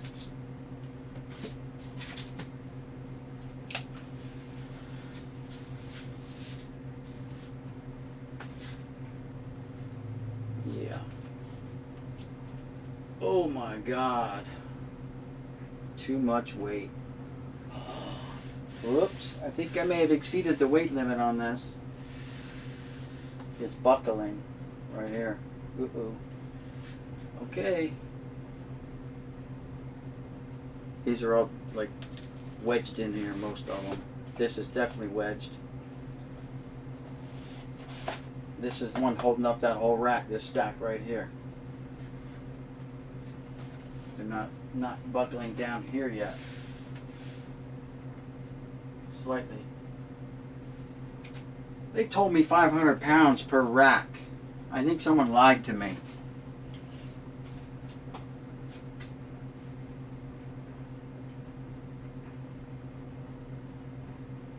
There's only like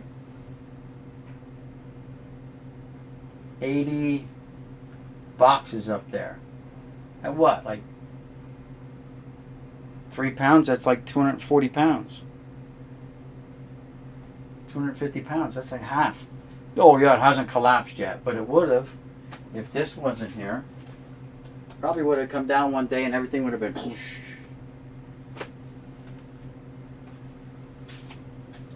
Well, now I got to work on that. Another project.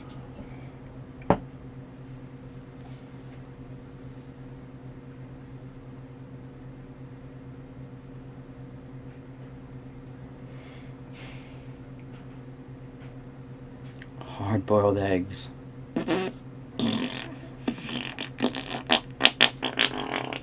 Could be worse. You could be eating like beans out of the can, and then sitting around the campfire farting. Oh yeah. Most of us know what movie that was from.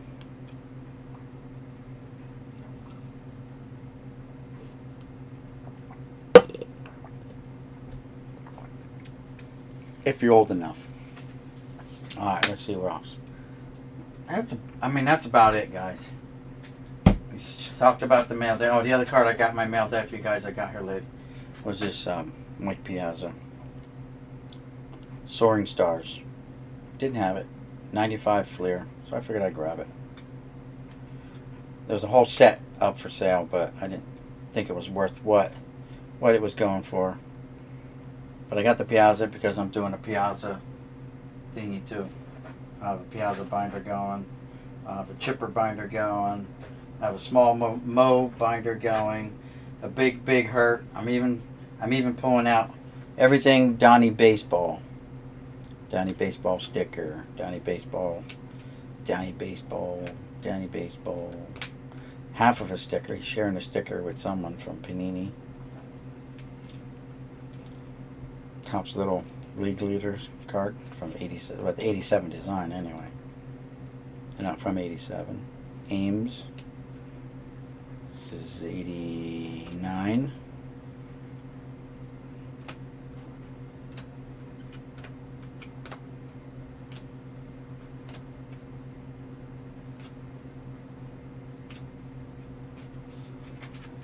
So I'm also working on Donnie Baseball stuff.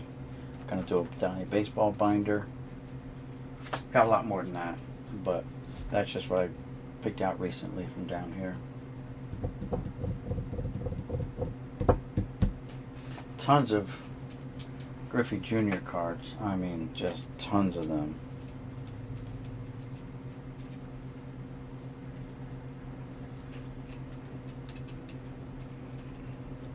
Whole bunch in the binder. These are already in the binder.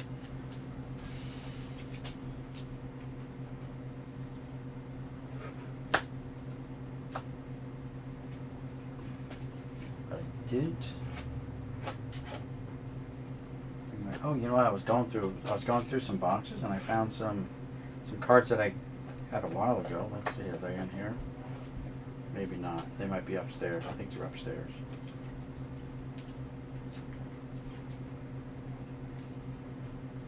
Yeah, these are cards I bought. I buy these at the last card show. Like $1, $2. Should have just went to the guy's Jeter box, but the Jeter cards are going for upwards of like $5.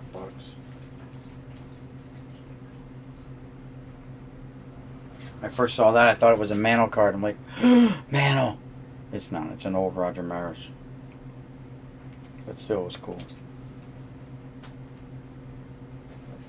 Yeah, the Vladdy rookies and stuff I picked up, a couple years back.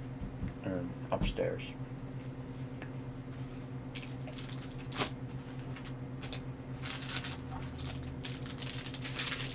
There's another 87 with Keith Hernandez, Cal Ripken, and Carlton Fisk. 2 Hall of Famers showing on this one. Pretty cool. And nobody on the back, Dave Concepcion.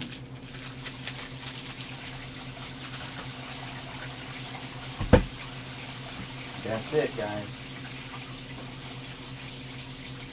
So,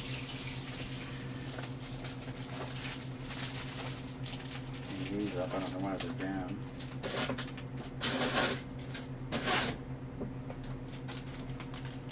Don't fall over, Mick. Hanging them up.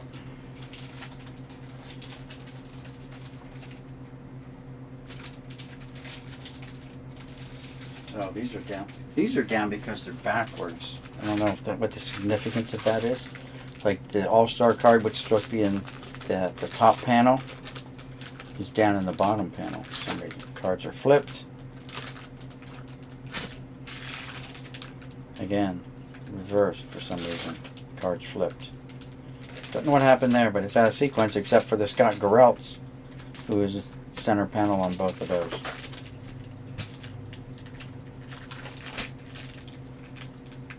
Yeah. Don't know what the significance of that is.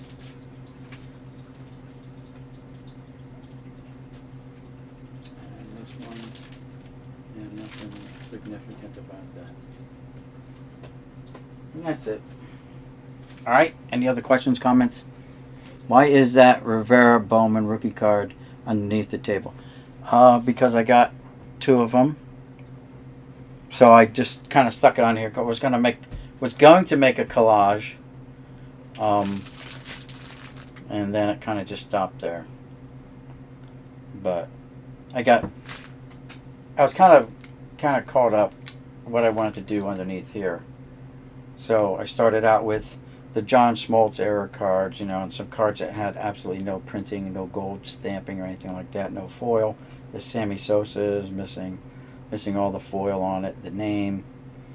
This is the Frank Thomas no name that I got from The Past is Alive.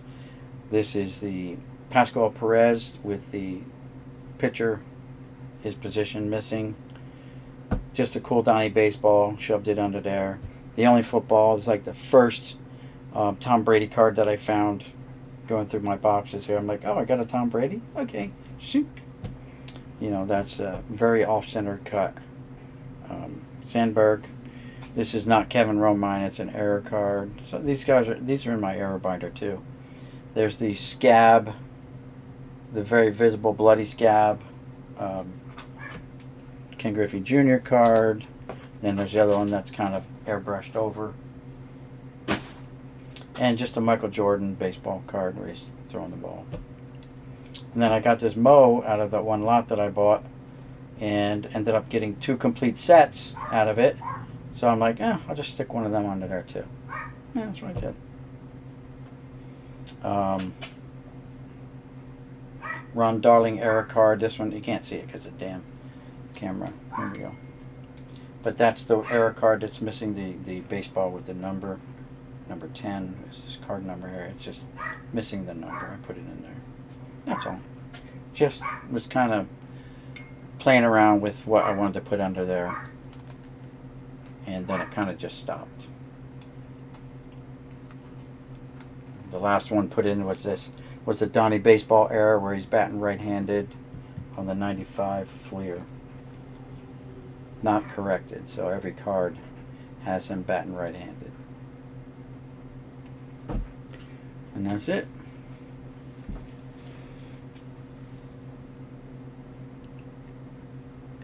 Yeah, that's Blazing Saddles. That's a great. As a kid, I thought it was a great movie. It was hilariously funny. But nowadays it's probably politically incorrect. It's still on. They just bleep out a lot of this stuff.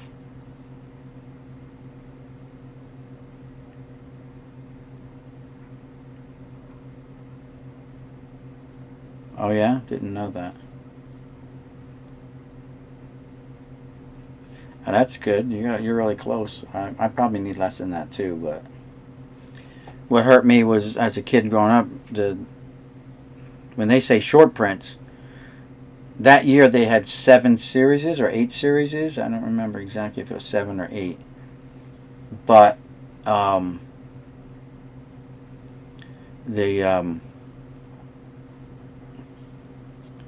short printed, because he didn't print as many cards, they were already retooling and re-dyeing and re-inking, whatever you want to call it, putting in the plates for the football cards that were coming out, getting ready for football by the end of the run for baseball. So they didn't dump them in the freaking Hudson River or anything like that, like they used to do with the cards from the 50s and stuff. But they just didn't print as many. I would go to the store and there'd be a couple boxes of Series 1, a couple boxes of Series 2, a couple boxes of Series 3, 4, 5. 6 was, 1 or 2 boxes less. 7, there was 1 box. I remember specifically there was 1 box at the newspaper stand, and I'm like, uh-oh. So I bought as many as I could afford. I do not have any old football wax. I stay away from it. I don't get into football, so I don't have any. Not on purpose. Let's put it that way. I purposely bought this though. Foosball, because I was just curious. Foosball, soccer cards, giant. Suction cup cards, I think they are. I don't know. There's giant cards of some soccer players from Topps, made in Taiwan, distributed by Topps Ireland.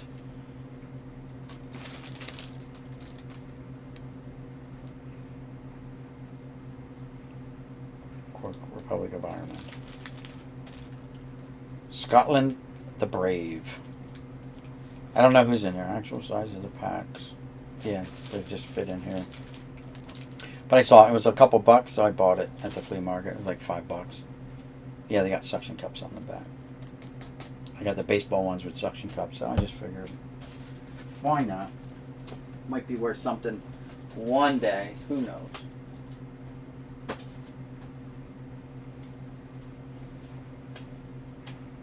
Someone asked something about flea markets. When I go to yard sales, not flea markets, even at flea markets, but at yard sales, I look for oddball stuff like baseball bats. Even though this is a kid's bat, right? It's a little league bat. It's a mantle style, mantle model. It's from the Woolworths. Made in America. Tullahoma, Tennessee. America. And of course, they put electrical tape on the handle, so it could be cracked under there. I don't know. I'm not going to mess with it. Just leave it all there. Might not be cracked. But I bought several bats at flea markets and yard sales. Mantle. I have a Mantle adult bat. I've got Jackie Robinson adult bat. You know, stuff that they had when I was a kid, playing in the, you know, in the field at the park or whatever. Bats that I had when I was a kid, Yastrzemski bats, whatever. You know, nice big meaty bats. Wood, no aluminum. We didn't play with aluminum. There was no such thing as aluminum bats when I was growing up. You know, I'm from that era where we walked 2 miles to get to school in the freezing snow blizzard, uphill both ways. Yeah, that's the generation I'm kind of from. So, anyway, guys, I remember Griffey Jr.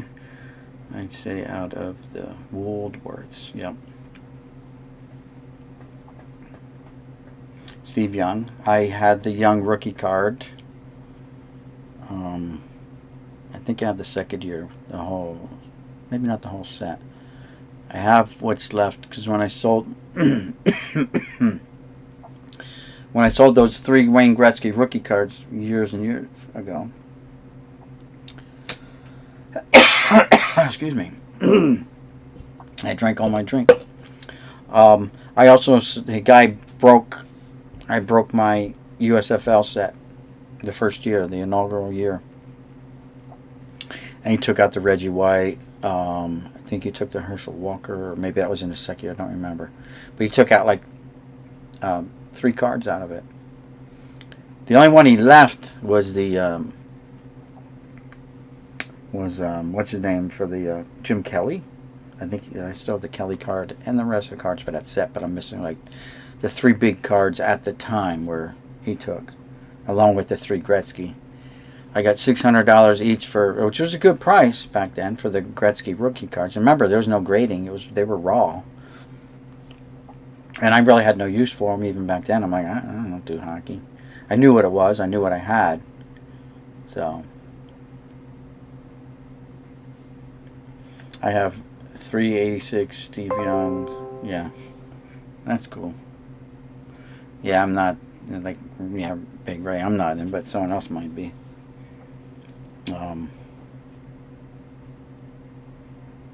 My holy grail, I'm a Mantle guy, but right now they're kind of out of reach. I have to find them. They're in a box somewhere. I have some, but not the playing years Mantle cards. I got all these other ones that you remake and stuff. I have 10 different Mantle cards, no rookie, so don't even ask, and 11 total. So the one I have a dupe of is 1968 tops. None of them are graded. We didn't have grading back then. I just go to flea markets and I pay $5-10 for the card, and that was it. Which was a lot of money back then. You know, you're talking like 78, 79, even maybe 1980. You know, $10 for a Mickey Mantle card was a lot of money. Great. The green Tampa card. My dad has the 53 tops. That's nice. That is very nice. Sharp. I'm sure it's... Yeah, I don't have any that are like crazy early years. I got all later years. You know, like the 60... Don't have the 69. I don't have the 69. I got 2 from 68. You know, 65, 67. Some of them are like from the 59, like the All-Star card, but not the base cards, you know. 58 All-Star cards, but not the base cards, you know what I mean? The cards. Anyway, I just cut my hand. Let's see. So, and I have this one here. That's in my case over here. my mantle that I did my sublimation print of for when I start doing shirts. I gotta order shirts, I gotta order mugs, and then I can start making stuff. I think the first one I want to make something for Donald Blundall, maybe a mug. But I gotta order the mugs and get them in and stuff.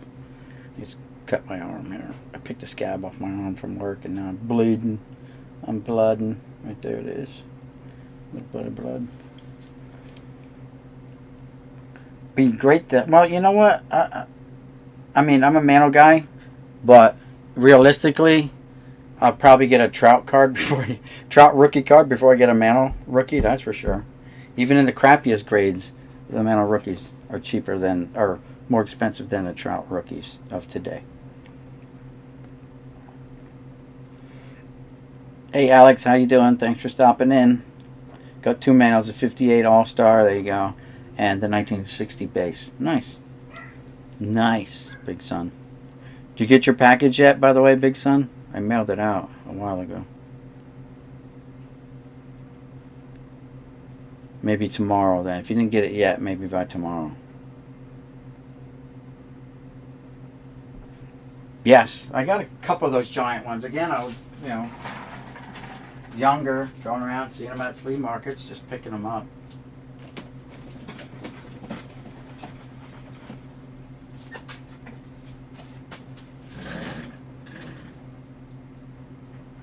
So, there's the card. It shares a holder with Dr. J.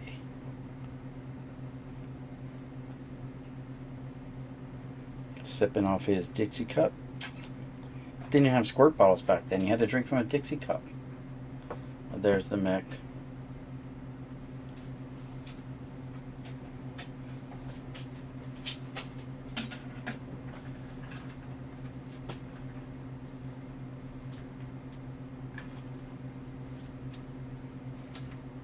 There's some chipper cards I managed to pick up. Like a BCCG 9 chipper. And this, whoever BSA is, 91, I don't know who BSA is. But you get them for like $1 or so at the flea market. I'll pick them up all day.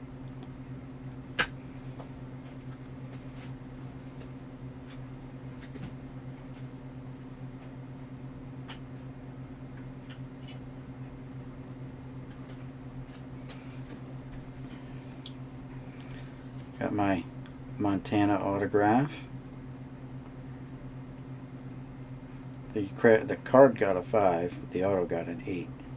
Only because it's pen and it didn't kind of roll all the way out.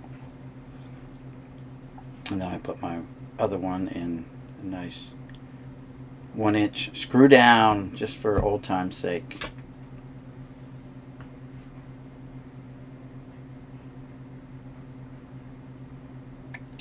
You know, it'd be nice if you could crack a slab like Pepino. He's got that slab. Oh, there's the back.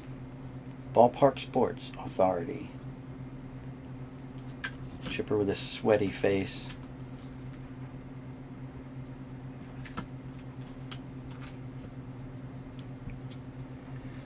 Adam, how's it going? Thanks for stopping by. Second year Jordan, okay.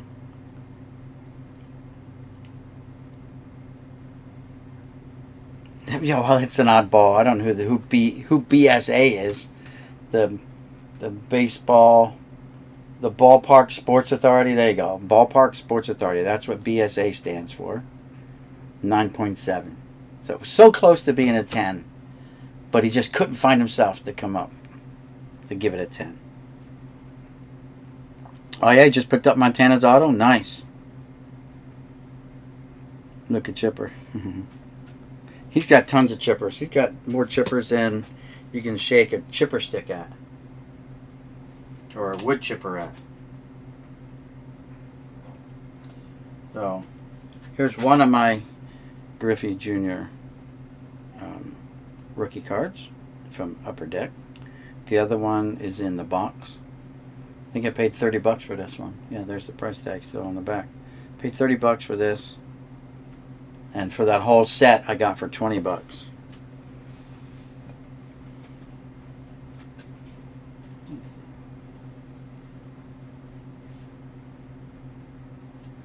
you don't, kitty.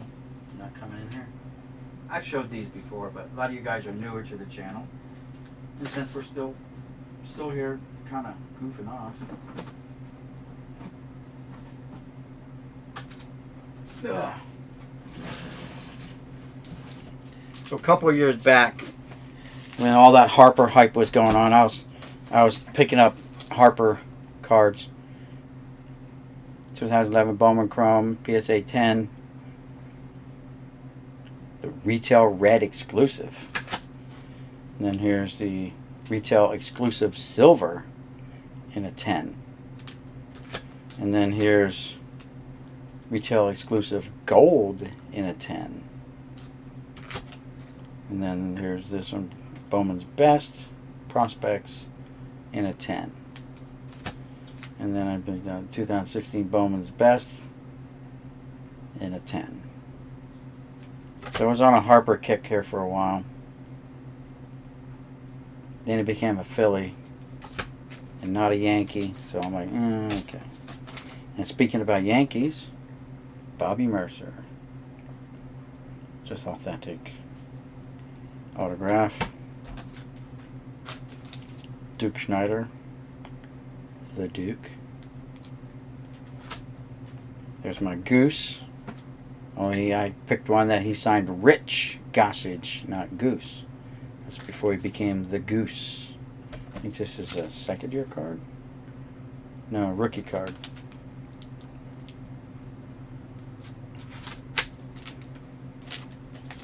No, kitty. Don't do it. Here's a Willie McCovey I picked up the day the news broke that he passed away. I quick went onto eBay and snatched this one up. Fairly cheap. Brooks Robinson. I bought this to compare his signature to all the TTMs that I sent and got from him. They're legit. Frank Robinson.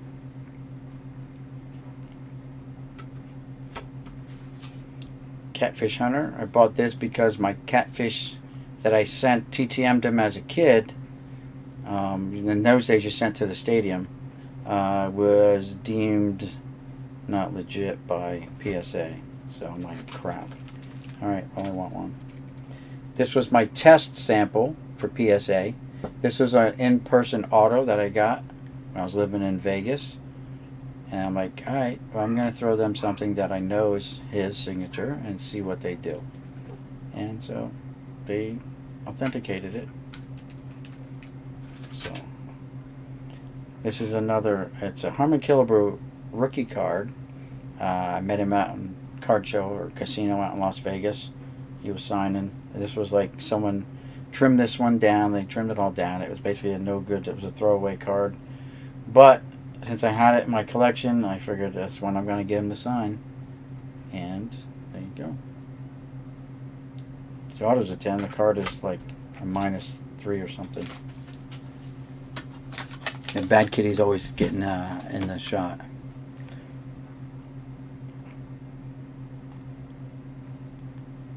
Dragon Fan Tim is a Ripken collector. McCovey had great signature. Yeah.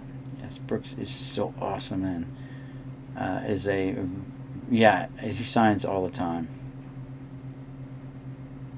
Okay, I got K-Line through the mail, TTM, but then I bought one too to compare. Like, that's kind of what I do. This is like the first Ozzy Albies card I bought. Like, oh, okay, it's opening day, but shit, it's a Gem Mint 10. And then I'm looking at it, and I'm like, wait, after I get it home, I'm like, 2018 Topps opening day, Ozzy Albies, rookie card number 13, right? And then I'm looking, and I look on the back, and the name of, like, when the ad said first graded, I meant like, oh, this is like the first one? This is the first one of his cards that were ever graded? No, that's the name of the company was first graded. So, is this really a 10? I don't know.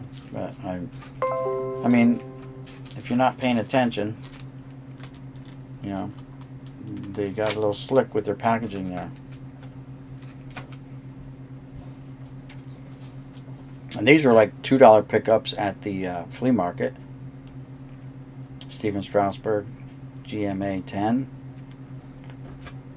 literally like $2. The guy had them in a bin, and I'm like, well, how much? He goes, oh, give me $2 each. I'm like, okay, I'm taking them.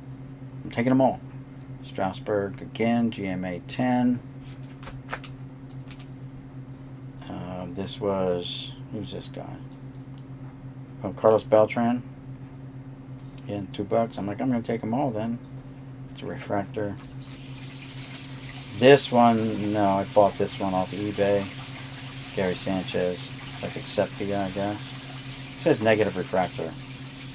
I mean, I don't know. I thought it was like a reverse negative, but it's not. This came in like a box, like one of those Fairfield boxes, except they guaranteed you like a card like this, one graded card. And they gave this, BCCG gave this 10 to this A-Rod StarQuest. This came out of one of those boxes again. My nemesis, who always seems to pop up and just give me a little bit of heartburn. Pedro. And this came out of one of those like Fairfield boxes too. But it's a reproduction of Don Larson's. But still cool. I gave it a 10. Let's see what's going on in the chat. Sell the card, let me know. Okay. Water running. Yeah, so someone flushed the toilet upstairs. That was the water. Someone flushed the toilet. It runs right. The water pipe runs right behind that rack, right down along the wall. So when they built it, they only put it halfway in the wall. So half of the pipe is in the wall, the other half sticks out. And that was like the only place I could really put that rack that didn't chew up a lot of, waste a lot of space. Oh, let's see.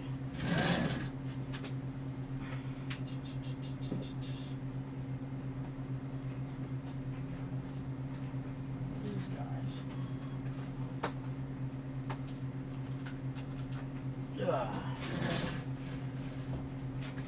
This is one I sent out to PSA to get graded. Paul Molitor. It came back. Auto was given a 7. My Joe Morgan was given an 8. It's in pen, but they still gave it an 8. Told me I didn't want the cards graded, just the autograph. The cards are a little rough on the corners and stuff. Lou Brock. That got an 8. The card they gave us 3 on, so maybe they did grade. This gave the card a 3. This was a 6. Yeah, so apparently they did grade the cards too. I was more interested in the autographs. Dave Winfield. Gave the card a 5 and the auto an 8. Now I had 2 of these. I sent in both of these. Now that looks like Alan something Dale, right? But that's how he signed his name. That's legit. And the other one I had that looked like a Don Dry, so like you could kind of read it, was sent back as being a forgery. So good thing I sent them both in. Here's a Johnny Bench. The card was given a 6. The autograph an 8 because it did get a little weak and a little hard to see down in the blue on blue. This was a TTM. I sent the Goose, and he signed it Goose Gossage. Bad card for, getting the autograph right across the front. Should have picked a lighter card, but I sent him a rookie card the first time and no payment of $5 or $10, and he kept the card. I never saw the card again. So I'm like, okay, he's not getting a rookie card again, and I'll send $5. So this is a Canseco I bought off of eBay, I believe. And it's 1 of 25. But it's an on-card auto. Pretty cool. TTM Don Larson. Before he passed. Preacher Row. I bought that off of, I think, CV sold that one to me at his auction or something. Here's a numbered Dave Justice. 1390 of 4,000. I just signed the 4,000 cards. Sparky Lyle. I think I picked this up at a card show. A couple bucks. Yeah, it's a half price usually, so it was like $3.50. This was a $20 purchase off of eBay a couple years ago, 3, 4, 5 years ago. Craig Biggio, Auto Relic. Ferguson Jenkins, really nice signature there on a Cooperstown's signatures card from Panini, I want to say. Yep, and it's numbered 47 of 450, so it's a numbered auto. Orlando Cepeda. I think I got that at a card show. Frank Thomas, this was an eBay purchase. It's got the little authentication on there. 2649 of 4000. Multi-talented. Tom Seaver. This was I think came in the lot, these two. Tom Seaver, right after he passed. I think I snatched this one up right before he passed away because I heard the news that he was Alzheimer's patient and he was taken out of the public eye. So he was not doing any more public appearances. 985 of 5000. Stan Musial with the certificate of authenticity from JSA. Very nice card.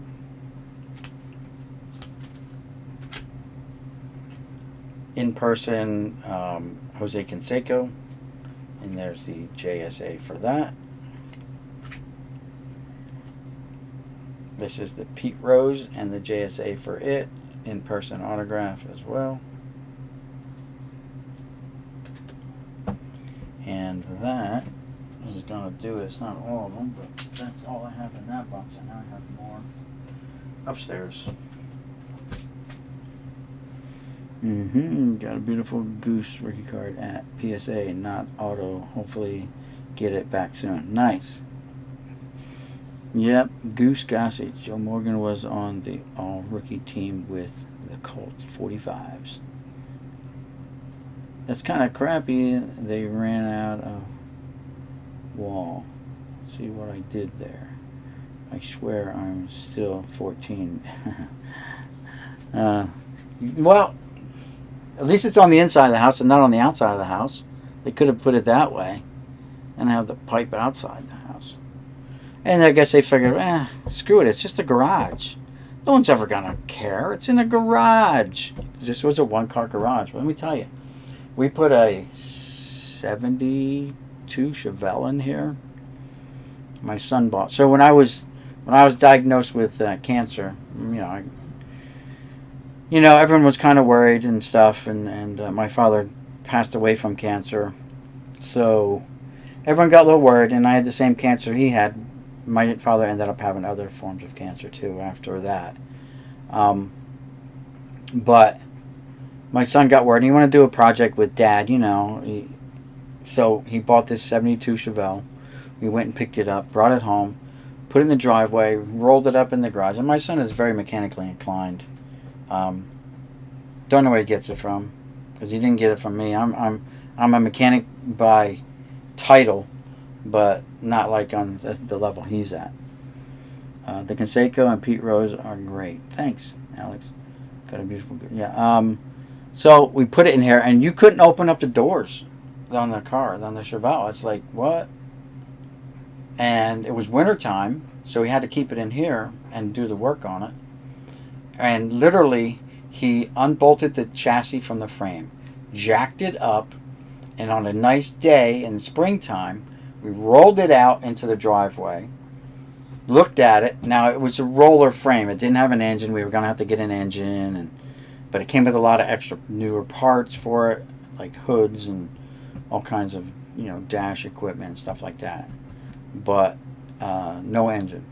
And then when we got it off the frame, rolled it outside, he says, Dad, it's got a bent frame. It's got a bent frame. And it kind of makes sense why it had all new front grill work and all this stuff on it, because they hit something. And he said, I'm not going to mess with it. You're going to roll it back in. We're going to drop it back on the frame. I'm going to put it back up for sale. The guy who buys it, I'll let him know. He lost like $500 on it. Sold it to a guy, knowing that it had a bent frame. The guy still wanted it, so we lost $500 in the deal, and we never did the project car.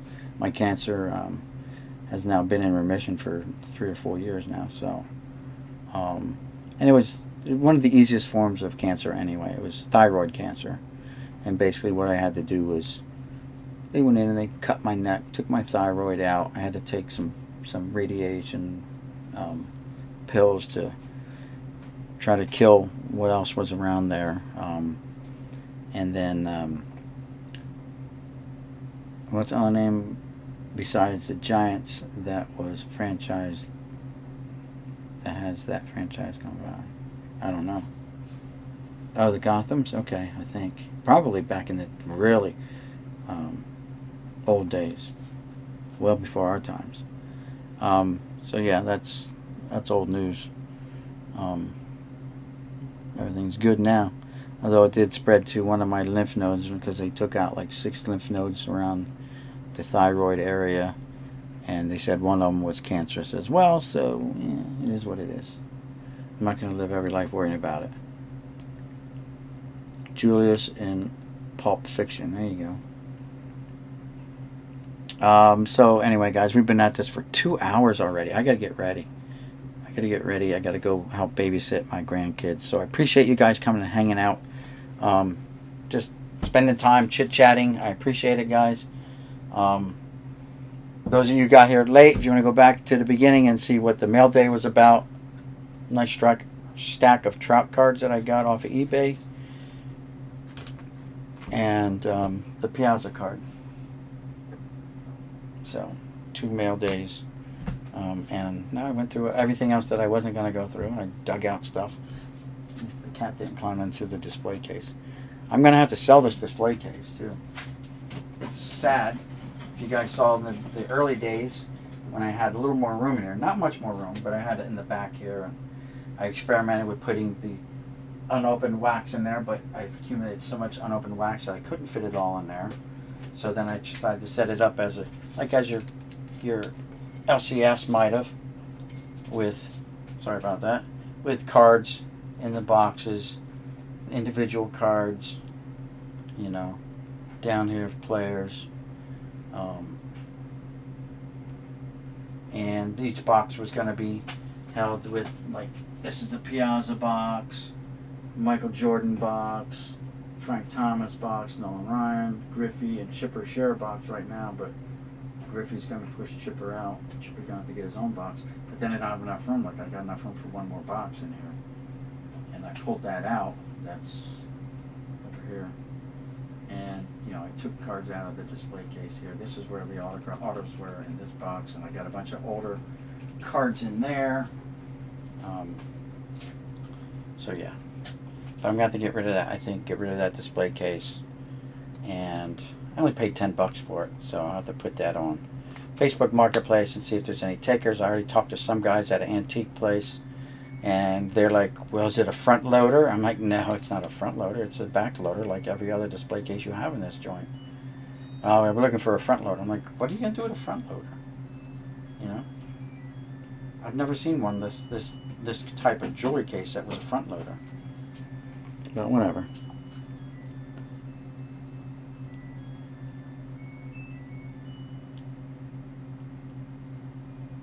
Alright, yeah, Big Ray, no problem. Yeah, I was going to shut it down after a while, but I was at 20-some minutes, I think. I'm like, yeah, we're going to shut it down. But y'all came in, y'all hung out, you wanted to chit-chat, you wanted to talk. I got no problems with that. Hey, Jen, what's going on? Hey, Boom, love the videos. Guys, please check out my eBay store. There you go. Guys, don't forget, throw your links up here anytime. You know, that's why you guys are giving the wrenches.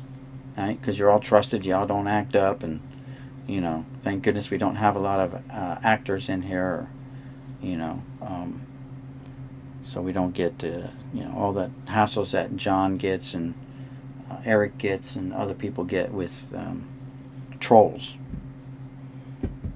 So, all right, don't forget the next auction is going to be October 29th. actually been throwing that up there. Alex, I got your text message about those cards too. I just haven't been able to sit down and look yet. But I've got your numbers that you sent me, so we will get looking into that. Let's see what this fit in here. Oh yeah. There you go. Alrighty. So that's it, guys. Again, thank you, everyone. We will see you around in the next one. Peace. Boomslang signing out. We'll see you guys later. Gotta go babysit the grandkids. Maybe we'll have them open up on video. I've been hanging on to these. I'm gonna open up some Garbage Pail Kids. I don't know, I only got 2.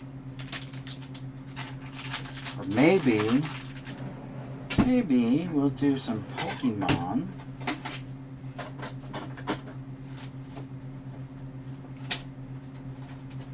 They're here somewhere, Pokemon.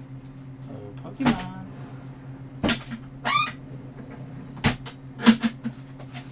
Well, you're gonna take my word for it. They're here somewhere. They must be up here. And this display case is right in my way. Yeah, we got these other Pokemon. We'll probably have them do these Pokemon here. If they're good. So I got these Pokemon. I don't know what's in there. Who knows? There's 20 cards in there. And of course I got a bunch left over from the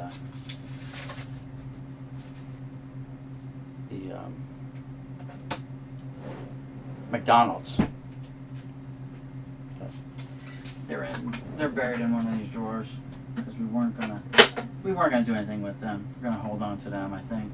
I let them open up a couple, like 3 of them, 3 packs of them. Yeah.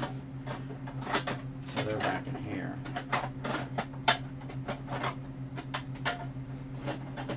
And I got literally 2 stacks of these. So there's 1, 2, 3, 4, 5, 6, 7, 8. There's like 15 packs of these, I think I have. That we didn't open up. We just bought them and I sat on them. Wasn't sure what we were going to do. But sitting on them sounds like a good idea. I don't know. I'm not an investor like that, but Pokemon, people go bonkers over their Pokemons. You can hear the mail truck too, so maybe I got even more mail for tomorrow's mail day. That'd be great. Guys ever see this? Got this in a lot that I bought. Little Pokemon binder. Little pocket Pokemon binder. Alright guys. Ziggy and Pop. Hope Comics and Collectibles. There you go. Alright. We're good guys. Peace out. Have a good one everyone.